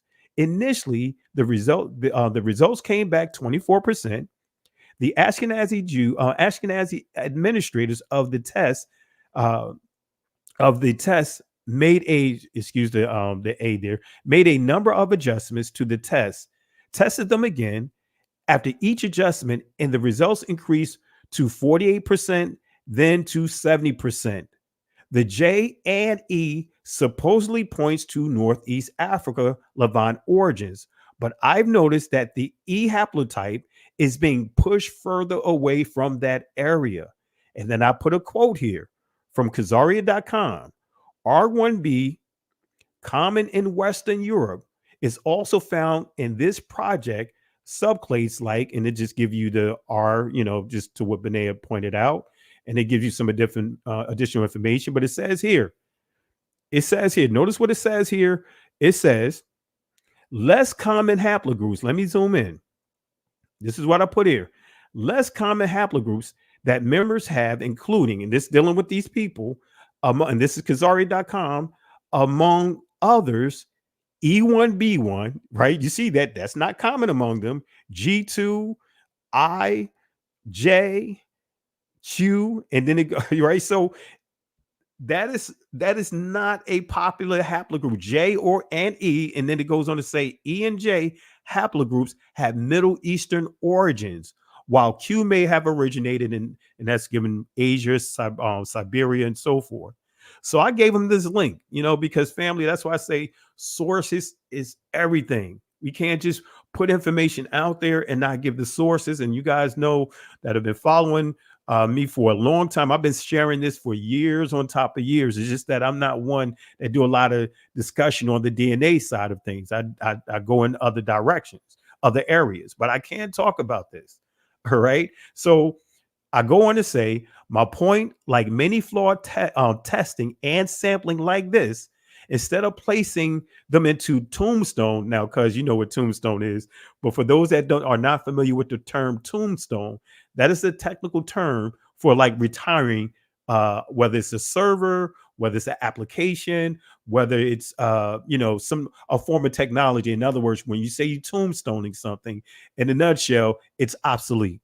You're deleting it, but you put it in a place and that's like a temporary holding place that if you need to pull it out, you pull it out, if you need to revive it. But after a certain period of time, it's completely lost. All right. So, and I go on to say the so-called experts simply made every attempt to justify a specific people group. And I'm referring to the Ashkenazi Jews, starting with the Ashkenazi European Jews at the expense of actual facts. Right. So anything you want to share with that, Benaya? No, you got the nail right on the head, cuz. Now, family, I didn't stop there. Let you hear the words of Kohen Hamandishe. I'm gonna play the clip that I uploaded, and then I'll play another part of the clip that he breaks down how he gets to the 75% and how they didn't come back with their results. They holding the official results. But here it is. And this is what I was trying to upload. It was having all kinds of issues and challenges. All right, here we go. He said, no, I can see that your culture or what you're doing is Jewish. From the food to the marriages to almost everything. So he said, no, let me go a little bit further. I want to take your blood and test it. So he took our blood and he went to some labs with the Professor Jenkins. They did some tests and it was 26% Jewish. That was in 84. So they redid again. They did the testing again about 2 years later, and it came out to 45%. So that's when Israel got interested in this, the nation of Israel. All right. So you heard that he said that it sparked a lot of interest because they, when you look at the whole interview, and I'm going to go ahead and play an additional clip. I'm going to just kind of share it here. But as you heard, he said initially their results came back 24%. They made some adjustments a year later. They came back and tested them again and went from 24% to 48%. Right. So this is them. When I say them, the Ashkenazi Jewish community over there in Israel, they're making adjustments to this test because they can't believe the high numbers. So guess what? If their numbers is high, right? And all of us, like I know with my DNA and Benaya's DNA and many of you, if you did your uploaded your results to GEDmatch, like you're going to see that you're between 8 to 10%. I mean, 8 to 10 generations removed from the Lemba, right? And if you do it on My True Ancestry, it's going to show that you're even closer. Like mine says 5 generations. Okay, so why is that important? That means that our percentage is going to be far higher than what his results are sharing. Him stating that, hey, I'm 0.6% Israelite. Wait a minute. You know what I mean? So when I raise questions, I asked them in that email, I want to know, and I'm curious about what are the results of those that are from the Ashkenazi community? What are their results? What are they getting back in their results? Right? So yeah, I went in, family. So let me share this clip. And Benay, if you want to share something while add to it while I bring up this clip here to let them hear from the elder Kohen Hamandishe, who is one of the elders of the Lemba tribe, letting you hear directly from his mouth on, and he gives details of what happened, what transpired, and how the Jewish community was trying to manipulate the testing. That's why I said statistics, just like these tests, they can manipulate it on their end. That's why I don't get caught up in it, but I use it that, hey, since you want to talk about DNA, hey, look at what the DNA says. Every time they try to exclude us, something happens to where as though they have no other choice but to talk about us. All right. Anything you want to share, Benaya? No, well, I was trying to pull up my true ancestry site to show the close association. Uh-oh. No, go ahead, cuz I'm sorry. I was just. Oh, you good? Oh, you good? No, I was just trying to pull it up just to show the close association with the Lemba as far as like the genetic distance value. And again, just for the benefit of those who may not be familiar with genetic distance value, the closer or the smaller the value, the closer the relationship, or the closer the relationship. So the closer you're related to each other. So if you take a test like with My True Ancestry, they'll give you a genetic distance value compared to other modern day groups. Because again, DNA is just comparing your DNA to another group's DNA. And one of the things that we take a look at is the genetic distance value to see which group out of all these groups, whether it be over in Africa, over in the States, over in America, which group are we most closest to? And for a lot of so-called African Americans, the Lemba are the closest group, right? So basically, this type of testing will show you who your daddy is, right? And the Lemba are our genetic, I want to say fathers, but we're very closely related to them, and it makes sense because the Lemba, according to their own oral traditions, they are from the Southern Kingdom, which is Judah, Benjamin, and Levi, right? And what does that tell us? That tells us that we are, according to DNA, related to Judah, Benjamin, and Levi. So just like Pastor Kelly was saying, if the Lemba are closely related to somebody, then we too should be closely related to whoever the Lemba are closely related to, because we are closely related to the Lemba. So, So the fact that they're trying to tie, the Lemba to the Ashkenazi or something like that, that's a stretch. That's a stretch. But again, it all depends on who's in that group that they're comparing their DNA to, because that's how they manipulate the results, is by messing around with the whatever samples that they throw into that source, what they're calling the source group or the comparison group. That'll throw off everything. Absolutely. And so, family, even to the point that Benaya was mentioned earlier, and I want to point out, when you're dealing with the Y haplogroups, so the Y is only found in the men, right? When you get into the mitochondria, that side of the fence, then you're dealing with the women, right? And the women from our community, they call it the Eve gene, right? Theirs differ from the Europeans, right? The Europeans, all of theirs are pretty much the same, right? But when they go to the women within, our different melanated community, different melanated groups, they see the source of information, right? So anyway, and I'll play a clip that I have on that gives more information on that. But when you deal with the Y chromosome, right? And this is what throws a major wrench inside this whole DNA stuff that they're doing and trying to justify multiple Y mutations from different groups, because technically the haplogroup is supposed to represent a particular region. So the E is initially represented Northeast Africa, the Middle East area, right? But then gradually you start seeing, like, to your point, 2 or 3 years later, a J haplogroup is created and pointed to that area. So you're talking like 1997 for the E, right? And like 1999, 2000 is where you see the J, and around 1999 you'll see the R, right? So this is when, when you start going to like around 1995, around that territory, that's when you start seeing the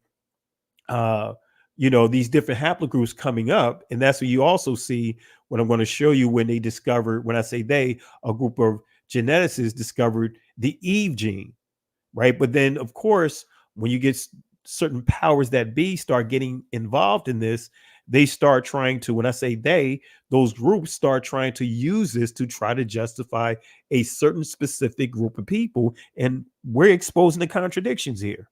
So again, a father has a son, right?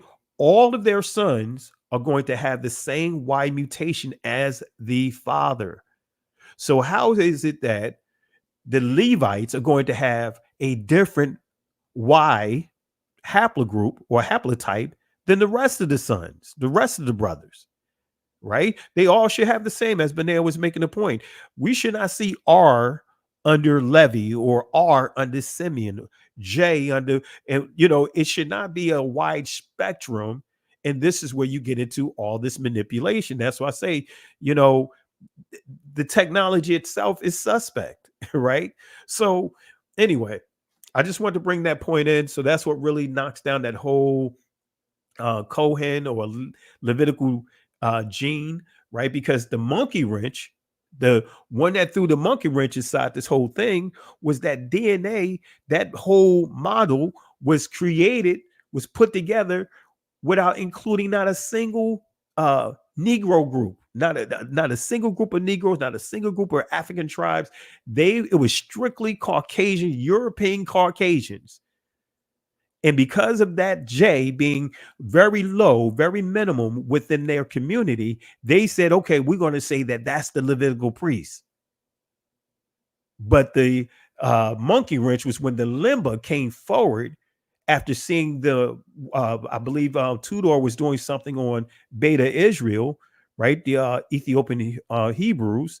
They came forward and said, hey, we're the original people. We migrated. And then when they investigated their traditions, oral traditions, and what they were currently doing, they proved that, wait a minute, the oral traditions and what they're currently practicing lines up. And then when they did the DNA, that was the nail in the coffin. So let's go to that portion of, go ahead, because you could go ahead and say something. Well, I was going to just say this real quick. I mean, and just keep in mind that the Lemba didn't go through the transatlantic slave trade. Like they didn't lose their identity. You know what I mean? Like they didn't get their history taught to them by their oppressors, by the colonizers. They were taught, it was passed down from father to son, or from mother to daughter, from family to family. So they knew and still know who they are, and they know where they came from, and whose they are, right? So just want to point that out, because when they say that they are from a certain area, because I guess one of the things is that they don't believe that they are from South Africa. Just to make a point on top of a point, they all, it's like their oral tradition along with DNA, because one of the tests that Tudor Parfait did as well was that they took a look at their DNA, and their DNA was similar to the Yemenis, like the ones that were right across from Africa and in the place called Senna, right? And of course, Senna is in your Bible, and of course, the oral tradition of the Lemba was that, one of the places that we stopped off before we came over into Africa and migrated south was a place called Senna. And believe it or not, Senna is also in the news nowadays. Whenever you hear about the Houthis attacking Israel, and then you hear about the U.S. and this coalition attacking the Houthis, the place that they're bombing is Senna, which is the place where the Lemba come from. It's all tied together. You're kind of wondering when you hear about these things on the news, and it sounds like it's far away, and that it doesn't have anything to do with you. Actually, it does, right? I mean, it's when you think about it from a historical perspective and DNA perspective, they're bombing the place where the Lemba come from, and that's where your DNA actually traces back to as well. But anyway, I know I'm kind of going around the bush here, but long story short, family, the Lemba didn't lose track of who they were. They know exactly who they are, where they come from, and they, like Pastor Kelly said, they, according to their their history, they come from the middle, what people call the Middle East or Northeast Africa. And so, family, this is why it's imperative, this information that we're sharing, because Benea did a great job. And Benea, if you get a chance, you want to drop the My True Ancestry link that you did, the video you did on that. And also, if you have the interview that we did with Dr. Elhike, so that people could see as well. I think that'd be some great shares. And family, in that discussion, Dr. Elhike makes it clear that we know what we're talking about. Am I right, Benea? He literally says that we know what we're talking about. The question we asked, he said it's refreshing. He said that we're studied. So he gave us compliments for knowing the subject. So we're not just making stuff up. We ask questions on things that he began to elaborate on, like genetic distances, random, the different testings that was created that did not include us. And I think when I made the comment stating that it didn't include us, that's when he started elaborating on the flawed testing and how they doctor to test and produce a certain result. He used the example that if you take someone from Russia and compare their DNA to someone, a white person in the United States, seeing who's closer related to Israel, then of course it's going to show that the people from Russia is closer because of the geographical location. But he said, but it's flawed because they didn't actually test all the people and bring it together, So I encourage you guys to peep that out. And this is something else I want to share here, just to kind of touch on some additional information of what Aaron Elhike had shared that really had me like, what in the world? You know what I mean? So this is that link here that I quoted from. So I'll post this in the comment section. So family, this is the sources here. It's not me just making stuff up, and I forwarded this link to him as well. Right. And it prompted a very brief response. All right. So let me go here. Let me show you what he says here. That another thing that just had me like, like, man, let me just walk away from the email and breathe. Remember that, cuz? So, but this is here, right? Because this is what he says here.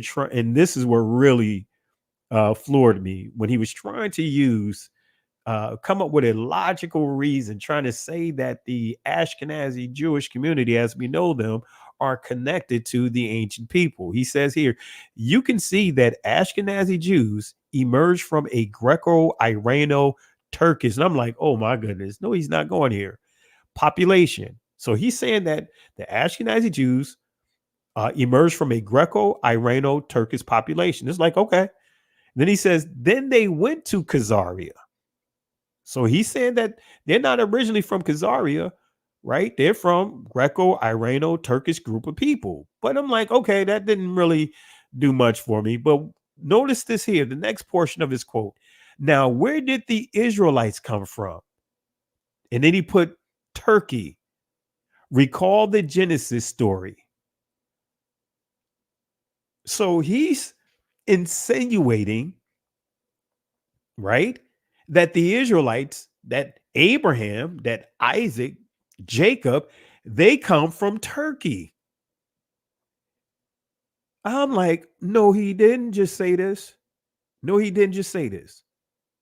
Oh, you know what? Someone said, let me quote the family. I got ahead. Let me play this clip real quick. I'm sorry. I'll go back there.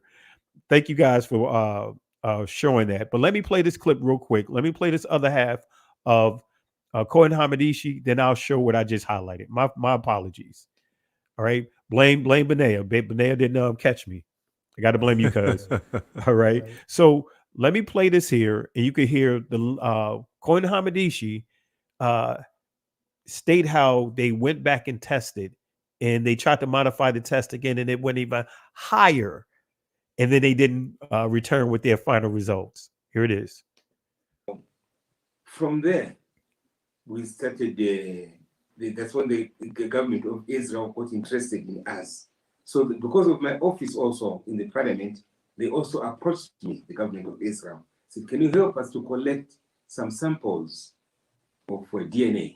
We want to do our own test because we are hearing about your claim that you are Jews, but you want to do our own test on you. So I told them that it's not easy to go and tell someone that I want to collect your blood. It's not easy. So no, we don't take blood. We take saliva. So oh, that's okay. So they sent me a kit from Tel Aviv. Then I collected some saliva, DNA samples. It was about 200 from the Lemba and about 60 from non-Lembas. And I sent it to Israel. So a year later, I went there to Israel to collect the results. And I met a guy at a hotel called Ramat Vasher Hotel in Jerusalem. So he gave me the results. So he said, we were sitting in the lounge. He said, do you see that? Because in Israel, there's a lot of black people, black boys doing the manual work. They sweep the roads, they run around, they sweeping, cleaning the hotels and all that. So there was one black boy, I think he's from Sudan or Ethiopia, said, look at you, see that boy? I said, yes. He said, his DNA percentage is about 26%. So he said, but with us here, if you look at me, I'm a Jew. My percentage is 1.5%. That's my DNA percentage. But with those samples we sent to us, they reveal that the Lemba percentage is 70%, 70%. Not only that you are Jews, but that your blood is only found in the Levites. Not only in the Levites, but in the Kohanim, in the priests of Israel. So that's what he told me. Then I thought,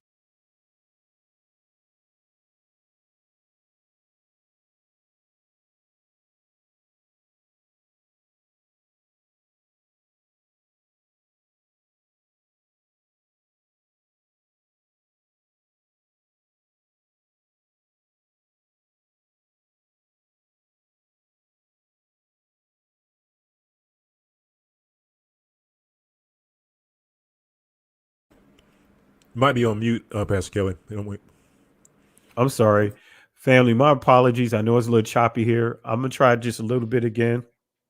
See if minimizing this helps. Let me see here. 70%, 70%. All right. Not Let me rewind it a little bit. Here we go. Hotels and all that. So there was one black boy, I think he's from Sudan or Ethiopia, said, look at, you see that boy? I said, yes. He said, his DNA percentage is about 26%. So he said, but with us here, if you look at me, I'm a Jew, but my percentage is 1.5%. That's my DNA percentage. But with those samples you sent to us, they know that the Lemba percentage is 70%, 70%. Not only that you are Jews, but that your blood is only found in the Levites. Not only in the Levites, but in the Kohanim, in the priests of Israel. So that's what he told me. Then I thought maybe he was going to give us an official something written that this is our findings. But up to today, they haven't given me the results. And the men of our elders, the ones who gave me their samples, some all right.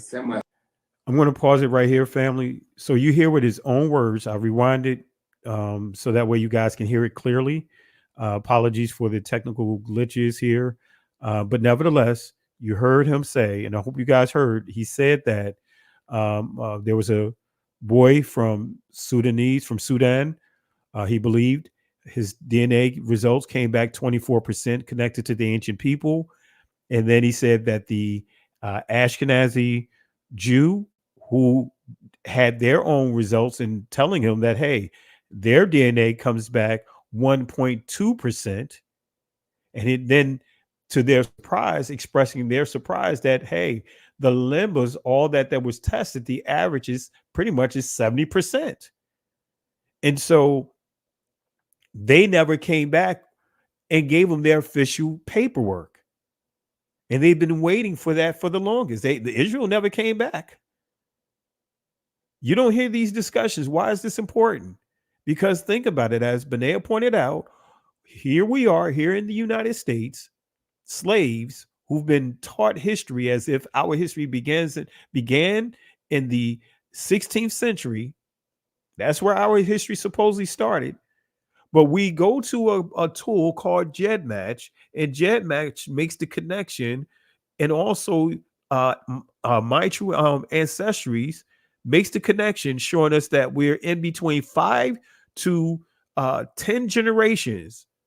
Now, I know mine's on My True Ancestry is 5%, just over 5%, 5 generations. On GEDmatch, it's been fluctuating between 8 to 9%. Or 9 generations. But guess what?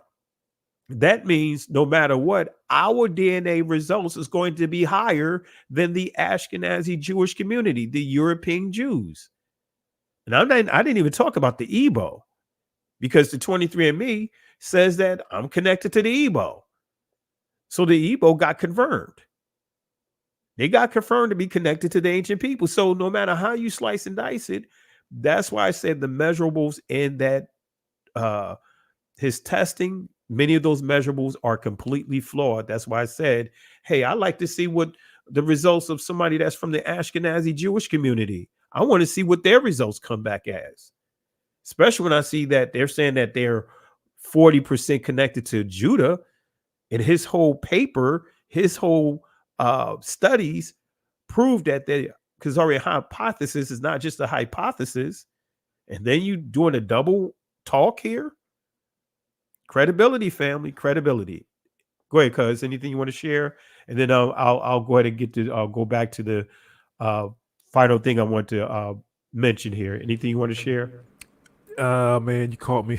I'm over here trying to get the screenshot of the my true ancestry. When you go over to the website, go ahead, do it. Go ahead, do it. I'll keep telling you if you need more time. Well, it's okay. Yeah, it's just like just 2 minutes. I'm just doing a quick screen capture. Okay. All right, family. While he's doing that, guess what I'm going to do? I'm going to go ahead and highlight what I was just pointing out. All right. So let me change my screen here. And my apologies for not catching it. All right. Let me take this off and you see why DNA testing is banned. All right. Let me remove this and I'll pull up the link so no one can say that we're just making that up. But let me pull back up. Let me bring this presentation back up for you guys to see what I was reading from. All right. Let's see here. All right. All right. Let me zoom this in. So, right in the end, now, can you guys see my screen? If you can see my screen, type 1. All right. If you can see my screen, type 1.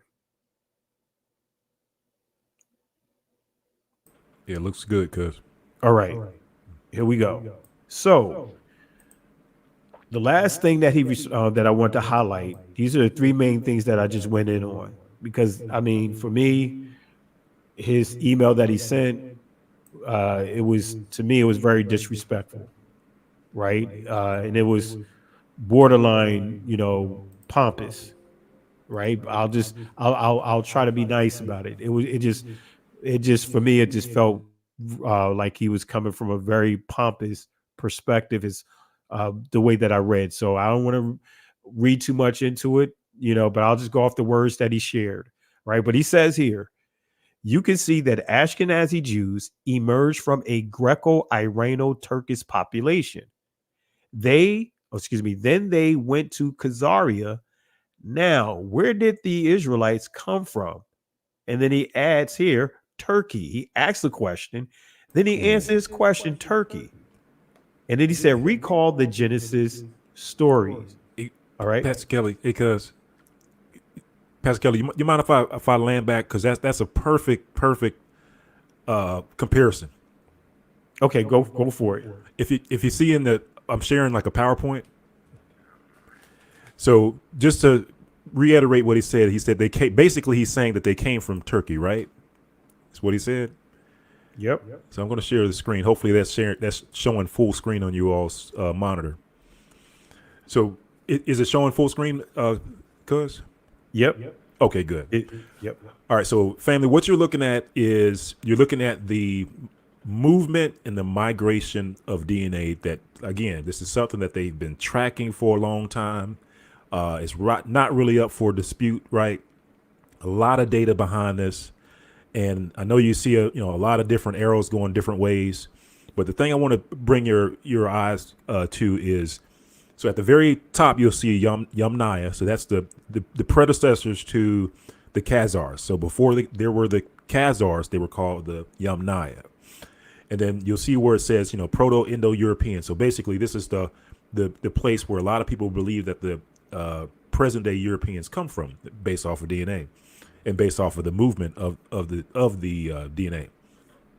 So just to kind of contradict what Dr. Iran had in his email. So basically, remember, he said that the movement was from Turkey and then up into the Caucasus, right?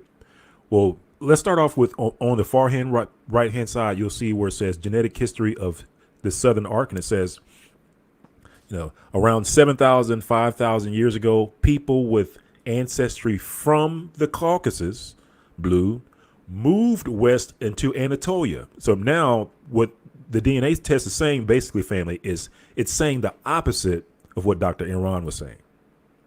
It's saying that it says around 7,000, 5,000 years ago, people with ancestry from the Caucasus moved west into the Anatolia, which is Turkey, and north into the steppe, which is the Khazarian Empire.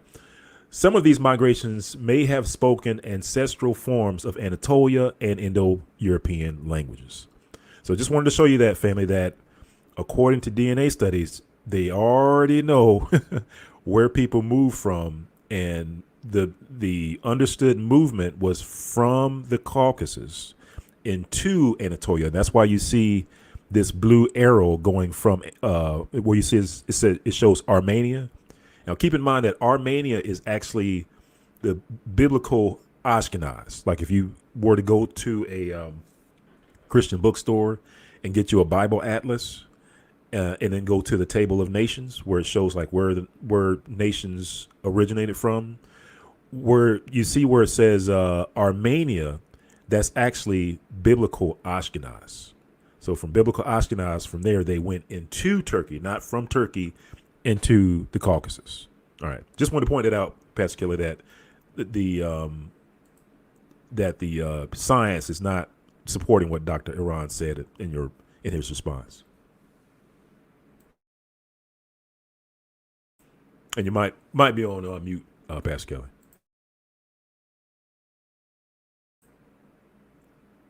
All right, while we wait for Pastor Kelly to come Sorry back. about that. Yeah, go ahead, cuz. Go ahead. Oh, you good? I'm just copying his last response, and I'm gonna cover something here into this presentation. I had to clean it up a little bit because I didn't want his personal email. Oh, right. That he sent me, and I had to take off my personal email. Right. So I wanted to take that off here as well. You know how it goes. All right. So, family, to Benea's point, and we want to get to this point here, how I responded to his assertion that the Israelites came from Turkey. And thanks for sharing that, Benea. And family, make a note of here. So he says, Turkey, recall the Genesis story. When he said that, I was like, you got to be kidding me. It's like, this guy is really, he's really throwing a lot of misinformation inside the email. All right. And it was very insulting for me. Okay. So my response to him, right? Can you guys see my screen? All right. If you can see my screen. Yep. Okay. All right, cool. All right. So my response to him is, based on your response, I'm sure you're now making the assumption that Abraham, who is ultimately the father of the Israelites by way of Isaac and Jacob, are from so-called ancient Turkish people, and or what is called modern day Turkey. Again, I can say with extreme confidence that you're incorrect. And this is my issue with the so-called science evolve, especially when the so-called experts of DNA technology are flawed with inherited racial and political components to create modern terminology and beliefs, use science to backdate and or rewrite history. Ancient Sumerian texts and inscriptions describe Ur as a prominent city in southern Mesopotamia. And let me make this real clear, family. I was in Iraq, right? I was actually in Iraq during the war. I was in there. I was over there for almost 7 months. So I want to make it clear, and it's on my DD 214. For those that are prior military, you know what I mean. It's literally on there. All right. But anyway, so ancient Sumerian texts and inscriptions describe Ur as a prominent state in southern Mesopotamia. These records align with the archaeological evidence from the site in Iraq. Excavations at the site near Nasiriyah in southern Iraq have revealed substantial evidence identifying this location as ancient Ur. This includes the Great Ziggurat of Ur, royal tombs, and other significant Sumerian artifacts and structures that match historical descriptions of Ur. Numerous artifacts, including cuneiform tablets and inscriptions, link the site to southern Iraq to the historical Ur. These findings are consistent with records from the Sumerian and early Babylonian periods. The ancient Chaldees, by many scholars from the 17th and 18th century, are clear that they were Negroes. The consensus among scholars, based on archaeological, historical, and geographical evidence is that ancient Ur was located in southern Iraq, not in modern Turkey. The site, again, as I pointed out, near Nasiriyah in Iraq, is widely accepted as the location of Ur, supported by extensive excavations and historical documentation. Any theories suggest Ur's location in Turkey do not have strong supporting evidence and are not widely accepted in academic circles. Needless to say, even in your adjustments and your assertions raise a number of questions. Conclusion: my concern did not change, but actually increase based on your response. Is that a mic drop response right there? What, guys?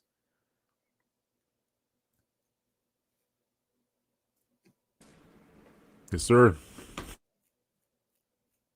So, family, I couldn't just let them slide like that, because now the assertion, and this is what many of these guys are going to do, he's just kind of letting the cat out the bag. Now they're going to try to start rewriting history of trying to point the ancient Israelites being connected to what is called modern day Turkey today. Family, I was in Iraq, and one of the concerns was some of the historical artifacts, temples of ancient Sumer. That's right, family. I got to give him a 3-piece. I haven't done that in a while. Let me give him a 3-piece, right?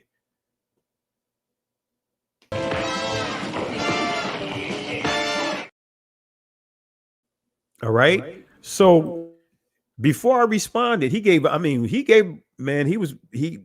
highlighted 3, but it was more things he said that I was like, what? You know what I mean? I was like, is he really writing this? But after I responded with what I shared with you, that whole knocking down his whole thing, trying to question, push side jabs at the Lemba, to his contradictions on his own works that debunks the Ashkenazis being connected to the ancient Israelites, and then here trying to insinuate that the Israelites they come from Turkey. They are a Turkish people. So this was his response to what I wrote him back. He didn't respond with a very lengthy response. This is all he said. I am sorry that you're still confused. I've answered all your questions about our calculations. I hope that I guess he said, I hope that with time you will find more answers. So he wanted to say, I'm still confused about his calculations. He brought it back to the calculations.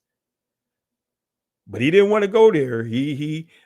When I gave him pushback about the Diop, about how he proved and how they swept his invention under the rug to prove that those Egyptians are dark melanated people, and according to the institution of race, are black people.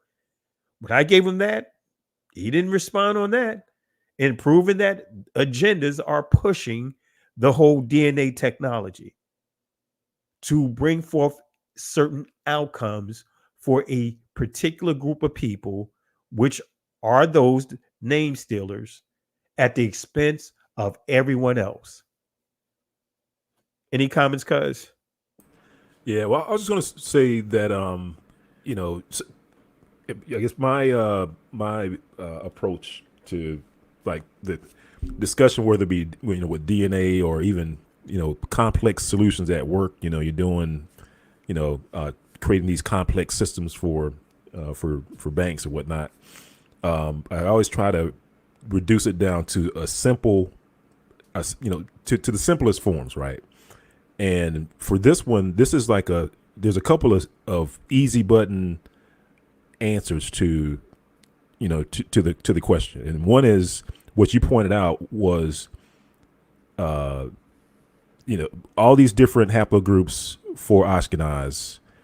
The easy button answer is they can't be, they can't be one people. One, because they're from different haplogroups. That's the easy button. The other easy button is the groups that they're assigned to, like all these different modern day DNA studies. And the one that I showed on the screen where you saw the R1B1A and the J2s and all this other stuff.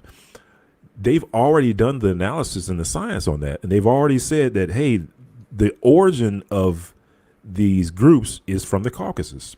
That's an easy button answer, right? You don't need a, big dissertation on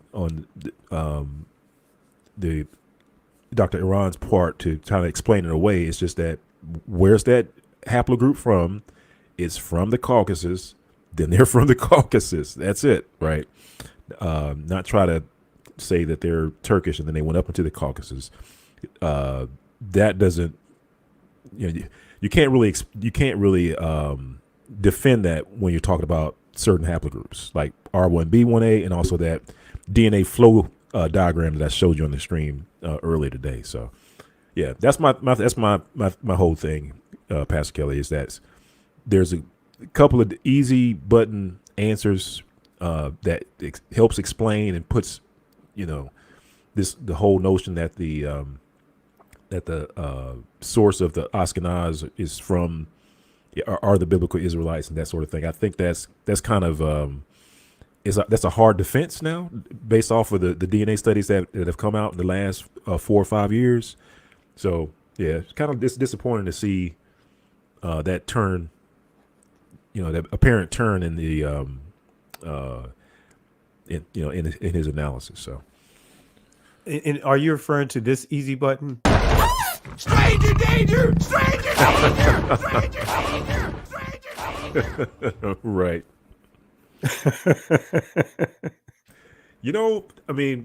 Family, I got to tell you, it's like whenever you I don't know about you, Pastor Kelly, but I know when doing this research and trying to figure out the truth and stuff, and you do come occasionally you do come across folks that have great resources and analysis and stuff like that. And I remember when I was doing the research on like the whole thing with the Manuelian ordinances, and we were doing the research on that. I was working with a professor, and every now and then it was that that steer, that bump that was trying to push you into the wrong direction. It was sometimes it was subtle, sometimes it wasn't, and you had to kind of steer it back with the truth, like, well, this reference says this, or this is these are the facts that have been established for a long time. So what are you saying? And then once you present the facts, then all of a sudden it's like, why wasn't it speaking against that? But anyway, saying all that to say, family, unfortunately, it's not a. I wouldn't say it's a unusual thing to see these redirects, these misdirects, but just praise the Most High for giving us being able to be able to find it, identify it, and just stay on the right path. Absolutely. And that's the key, family. Like what Benea pointed out is that the information that we're sharing with you guys, and we've been teaching this for years. For those that have been following We Woke Now and Benaya Israel, following the channels, we've been teaching this for years. So this information that I shared, even with the 23andMe, been teaching this for years on top of years. So this is nothing new for those that have been following us. So that's why it's good, family, to pay attention to the details. And that's what we're showing you here, is that we have to pay attention to the details, the things that are being said, So I'm dropping some links inside the comment section of where what I covered, and in the email, my interaction with Dr. El I added the links. He has the links. So again, just to let him know that I'm not just speaking from opinions or wild assertions. I'm actually giving him actual sources, all right, of who's saying what. All right. So I'm just copying some items here, some links inside the chat. And I encourage you guys to go back over it. Even the book that I made reference to, Black Genesis, I encourage you guys, get that book. Get that book, and also The Origins of Ashkenazi Jewry. I'm telling you guys, if you're not familiar with DNA and you want to at least know the arguments of the flaws and all of that, that gives you a cheat sheet. And I've been speaking that, bringing that up for a number of times, right? So let me say this to you guys, because I did want to give you guys a word of encouragement. I want to go to Joel chapter 3, right? Verse 19. And the reason why I'm bringing this up, because earlier in Joel chapter 3, it talks about Israel being sold into slavery by way of the Grecians, the Greeks, right? So we already know that there's only one major group of people, right, that have been subjected to the slavery that we've been subjected to, right? When you deal with certain people groups like that particular community, when you ask them about slavery, right, they're going to go right back to Egypt. Wait a minute, we could go beyond Egypt. I know Jeremiah said, man, we've been enslaved so many times. We've been in captivity so many times. Is that our being? Is that our nature to be slaves? So when we go back over our history, right, if you start dealing with the Kohen Israelites that fled over to India, the Negro Israelites, guess who followed them probably about 4 or 5 centuries later, right? The European European Jews. So followed them there and brought the institution of race out there. That's a fact. I got the sources to prove. We'll do a special teaching on that. Then when we look at the Arabic slave trade, which is the precursor to the transatlantic world war, who did they target? They gave the playbook, right? And it's still going on. That Arabic slave trade still going on to this day. Then when we transition over to the transatlantic world war, we could talk about the Black Holocaust, the Negroes that was slaughtered in Germany, the things that they were doing to Negroes in Germany that you don't hear talk about. So I want to just give this word of encouragement, because we've been raped by every community, right? Guess what? The Jewish community, as we know those guys, Judaism, had enslaved us, along with Roman Catholicism, Christianity, whether you want to say Western Christianity, whatever, Eastern Christianity, whatever Christianity you want to talk about, they caused problems to the Negro, the ancient Israelites, and to our ancestors throughout the continent of Africa. We had to deal with a lot of stuff throughout the continent of Africa, wherever we fled to. All right. So we've been raped by Islam. So none of our people should be in Islam. We've been raped by Islam. And guess what? When you study the transatlantic world war, you'll see that we were being shipped to China. You'll see that we were being shipped to what is called India of today. So guess what? I got something for you guys, a word of encouragement. Don't get discouraged about the DNA, because I'm not discouraged, because I've always been bringing this scripture out. Joel chapter 3, starting at verse 19, because the Most High understand we've been raped by every nation. But guess what he says to Israel? Guess what promise he gives Israel? Egypt shall be a desolation. Edom shall be a desolate wilderness. For the violence against the children of Judah, right? And it goes on to say, because they have shed innocent blood in their land. Verse 20, but Judah shall dwell forever. And Jerusalem, see, that's with a remnant. That's dealing with all the tribes. It was a remnant that occupied Jerusalem. So Judah shall dwell forever, and Jerusalem, that remnant of all nations of Israel. I want to be specific with that. From generation to generation, you'll still see the Hebrew word awalam. I'm saying it in ancient Hebrew. Says, for I will cleanse their blood that I have not cleansed, for Yahweh dwelleth in Zion. So the Most High already made it clear that he's going to give us a blood transfusion because of all the things that we have been subjected to. Come on, family. It's a miracle that we even be able to see the results that we see in our DNA. Every time they come up with some type of measure, a measure that's to exclude us, what happens? We get included. They can't wipe us out. They trying. There's a reason why we're able to see the high percentages of what we see today, in our DNA, because the Most High made a promise that Judah will dwell forever. No matter how much they try to erase us, we're going to still multiply. He said, I will cleanse their blood that I have not cleansed. So don't be discouraged if you see European coming up in your blood. See, don't allow them to have you chasing DNA.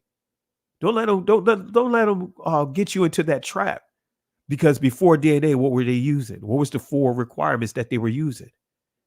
They were using oral traditions, also the actual traditions, the customs, also the migration patterns and who got sent to where. They got journals of all that. They got the what they call it, the what's that what is the ledger that they call? I can't think of the term for the ships and all of that stuff.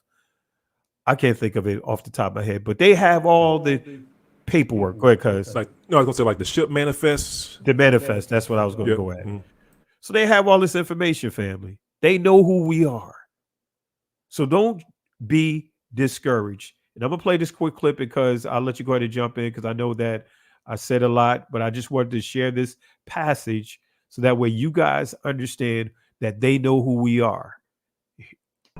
Hitler was, and the Nazis, of course, expanded on Margaret Sanger's approach to eugenics, right? Eugenics was a movement that was born in the United States under hard doctrines of racism with the intent of eliminating the tribe of Judah in the African-American community in this country, right? To eliminate them.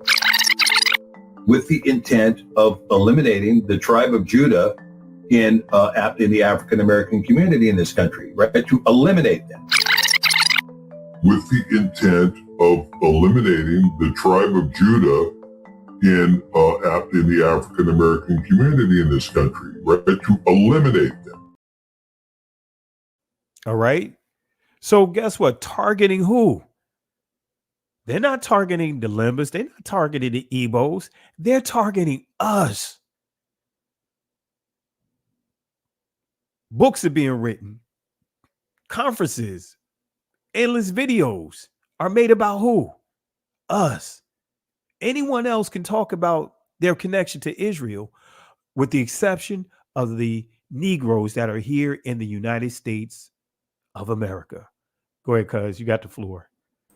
Yeah, well, I won't say too much because other than it's, I believe it as far as like the data and the evidence, it all points back to the same people. Like when you just said they're targeting us. Like when you have to we quantify like who they are, if when you take a look at the transatlantic slave trade, for example, and you know that one of the horrible atrocities that happened was the rape, the amount of rape that went on, not just to the women but also the men as well. But in the case of women, they bore children, and the crime of rape is one of those crimes where it leaves a mark in that will last throughout history. As long as there is a descendant that's alive, that descendant will bear or carry the DNA markers of that rape, right? And because of the amount of rape that occurred during the transatlantic slave trade, we as so-called African Americans have been walking around carrying the DNA markers of those who did this to us, right? It was almost like a fingerprint and a proof of evidence, undeniable proof of who was responsible for this. And it's only when we look at the haplogroups, and we were talking about haplogroups earlier, but it's only when you look at the haplogroups of the African, so-called African American male, that you can see this fingerprint, this marker of the ones who have done this. And up till now we was talking about J2 and R1 and stuff like that, but the haplogroup that shows up in the DNA of so-called African Americans is that same DNA that we've been talking about, from the very start of this podcast, and that is that R1B1A, right? And the haplogroup that has its origins in the Caucasus Mountains, that haplogroup of that's found in the origins of the Ashkenazi per the DNA studies that were done in the last 5 years. Same haplogroup, same group, same DNA markers that are showing up in the DNA of so-called African Americans post transatlantic slave trade. So same people, family. So we say that they've been after us all this time. We have the proof, right? And if this was a court of law, they would be convicted. But that's it, Pastor Kelly. Family, one final point I want to make, because this is nothing new. And I want to just share something that I used to share when I would deal with identity. So a lot of this, the sources, the information I brought forth here is stuff I've been teaching for, with the exception of the latter article, and that's the one about 23andMe from the forward. I started sharing that about 4 or 5 years ago. But going back to the other sources, I've been sharing this internally in our ministry when I first transitioned our ministry from Christianity into this truth, this walk. I've been sharing these sources, got the old presentations to show and the videos to show. So this is nothing new. And I taught the same message for like 3 years until most of the members within our assembly, our brothers and sisters, had this message memorized. But one thing I want to share, because this is nothing new. This is an article, and I had to pull it up. This made me think about it. Times of Israel. Messianic Jews to Nigerians. You're not real Jews. Go figure, right? August 11th, 2017. Messianic Jews to Nigerians. You are not real Jews. Notice what this says here. In a move that has garnered condemnation and anger from Nigerian Jews and international scholars, Jewish Voice Ministries, a Messianic group from Arizona, announced this week that the Igbo are not genetically Jewish based on their private DNA test. Come on, family. They've been doing this playbook for a while. They do their own private DNA test, whatever that may be, and they come to their conclusion because it's supposed to hold weight, because they have now supposedly become the authorities of who's who. And I remember I had a heated discussion with a rabbi, and he kept asking me the question, how did I find out this information? But he asked me a question. He said, what would I say to a newly discovered people? What would I say to them if a new tribe was discovered that no one ever knew about? It was untouched. What would you say to them? I said, I would tell them, don't allow you guys to show up at their doorstep, bringing DNA tests, trying to compare their DNA to yours to see if they're connected. And that shut him down. So they have made themselves as being the barometer, the baseline, right? And why did I say this? Is because I shared this thought earlier. I was thinking about a story about a kid who told his father that he is 8 feet tall. He said, Dad, I'm 8 feet tall. His dad said, no, you're not 8 feet tall. He said, yes, I am. I am 8 feet tall. He said, no, you're not, son. You're not 8 feet tall. He said, yes, I am. He said, the ruler proves that I'm 8 feet tall. So his dad said, okay, go get your ruler and bring it to me so I can see what the ruler says. So he goes and get his ruler, and the ruler only had 6 inches. It was 6 inches. It was a half a foot. And he said to his son, this ruler is 6 inches. It's a 6-inch ruler, not an 8-foot ruler. Why am I saying that? See, like these tests that we just shared, just like the things that we shared for us, the things that triggered us, the things that the warning signals that we got out of his thing, and other tools that many are using to try to justify a specific group of people. Guess what, family? If your approach is already flawed, your results are going to be flawed. If your baseline is flawed, everything that's built on it is going to be flawed, right? If you're using a 6-inch ruler and using that to determine that you are 8 feet tall, guess what? Your expected outputs are going to be flawed. So that's what this community, as well as the Christian church, has done to the entire world, tricked them to saying that they are 8 feet tall based off of a 6-inch ruler. It's flawed from the beginning. That's why I never co-signed on that Kohen model and all that other stuff. But again, family, the Most High have a great sense of humor. So with that being said, family, I hope this blesses you. And again, with what you see on the screen, this playbook is not new. What Professor Elhake is doing is nothing new.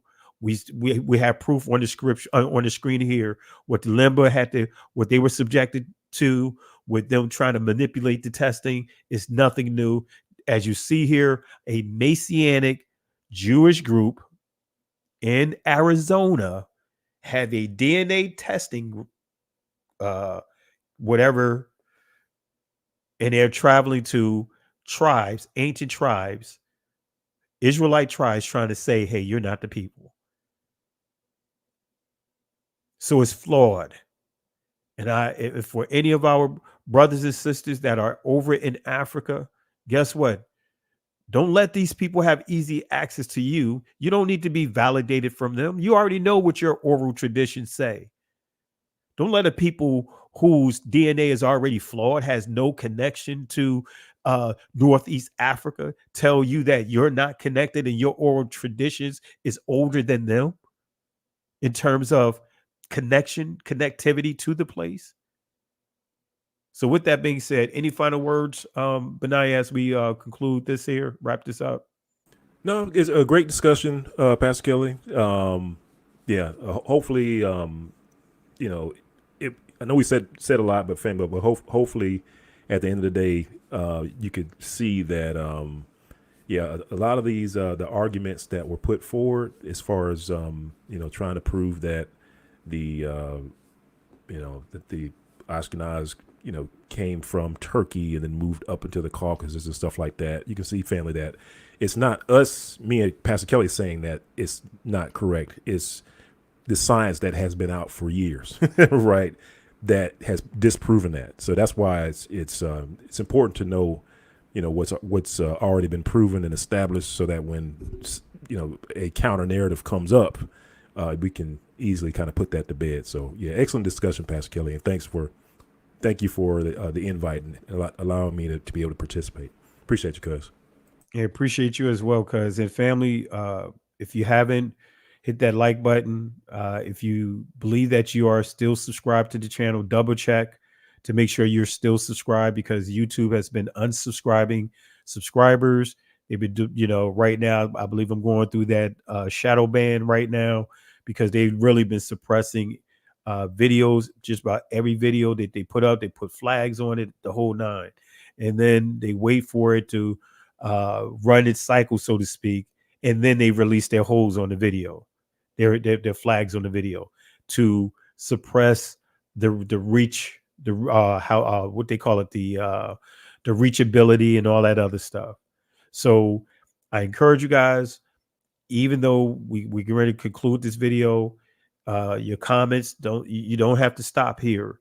Go to the comment section. The chat don't have to stop here. Go to the comment section, post comments inside the comment section, hit that like button, review. If you want to clip up the video. Go and clip up the video, but share this video. Share the works that Benea, myself, and others are doing. That's how you, as much as we can, try to get around this algorithm that is designed to suppress our channels. So with that being said, Benea, I'm going to ask you if you have any special awards, if you want to go ahead and give the garbage can to someone, or if you want to, take it back to giving someone the chair, something like this.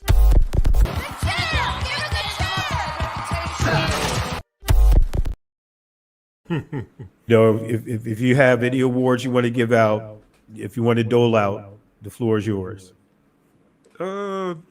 Well, I guess it's to the same folks that always come against Israel. The ones that's in the scriptures that says where Esau has a perpetual hatred for his brother. So I'll just say just the descendants of Esau that just can't seem to let it go. That always wants to have it in for Israel. Yeah, I give them the can. Absolutely. So we're going to give the agenda, all those that have purpose to, their whole, purpose in life is to come against us. You know what I mean? We're worse than COVID, because even during COVID, we were still the number one topic. So here's the garbage can.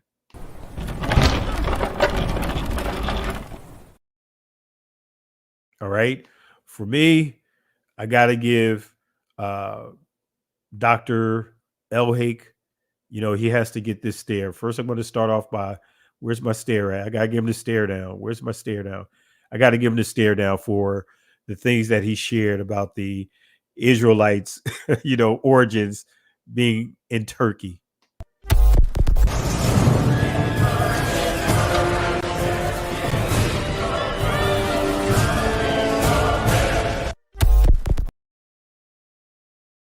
So I had to give the stare down.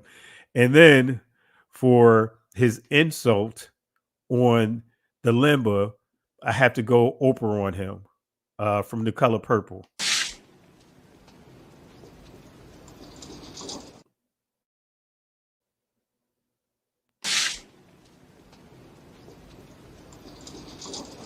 Oh, Miss Sophia.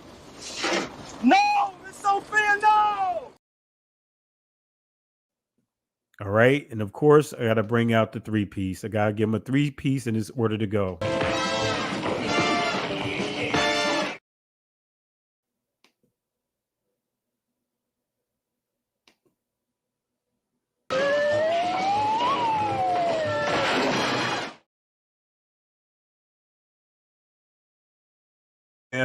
Really appreciate you guys for being up late with us. I know we got started late, but thank you again, family, for the love and support. Really appreciate you guys. So with that being said, we're going to go ahead and wrap up here. In the words of Yah that he gave to Moses to encourage the children of Israel, he gave them these words from Exodus chapter 14, verse 13 and 14. He says this: "Fear ye not, stand still, see the salvation of Yahweh. These Egyptians that you see here today, they will never have power over you ever again." These agendas that made an assertive effort, these religious systems of men that believe that they have power over us, but they will never have power over us ever again. Here's the kicker. Here's the reason. The Most High is going to fight for us. But here's the kicker. We have to hold our peace. In other words, the Hebrew word that you'll see there, and I'm going to pronounce it from the ancient Hebrew, charash, which means be quiet. Can't go back. Can't stay here. Keep moving forward. Shalom. Listen, Genesis chapter 11, verse 10 explains the genealogy of Shem. Shem was a black man in Africa. If you repeat this back, Genesis 14, verse 13, Abraham steps on the scene. Being a descendant of Shem, which is a fact, means Abraham too was Abraham, born in the city of a black man, called Nimrod, grandson of Ham. Ham had 4 sons. One was named Canaan. Here, let me do some explaining. Abraham, Isaac was Jacob had 12 sons, for real, and these were the children of Israel. According to Genesis chapter 10, these were the children of Israel. According to Genesis chapter 10.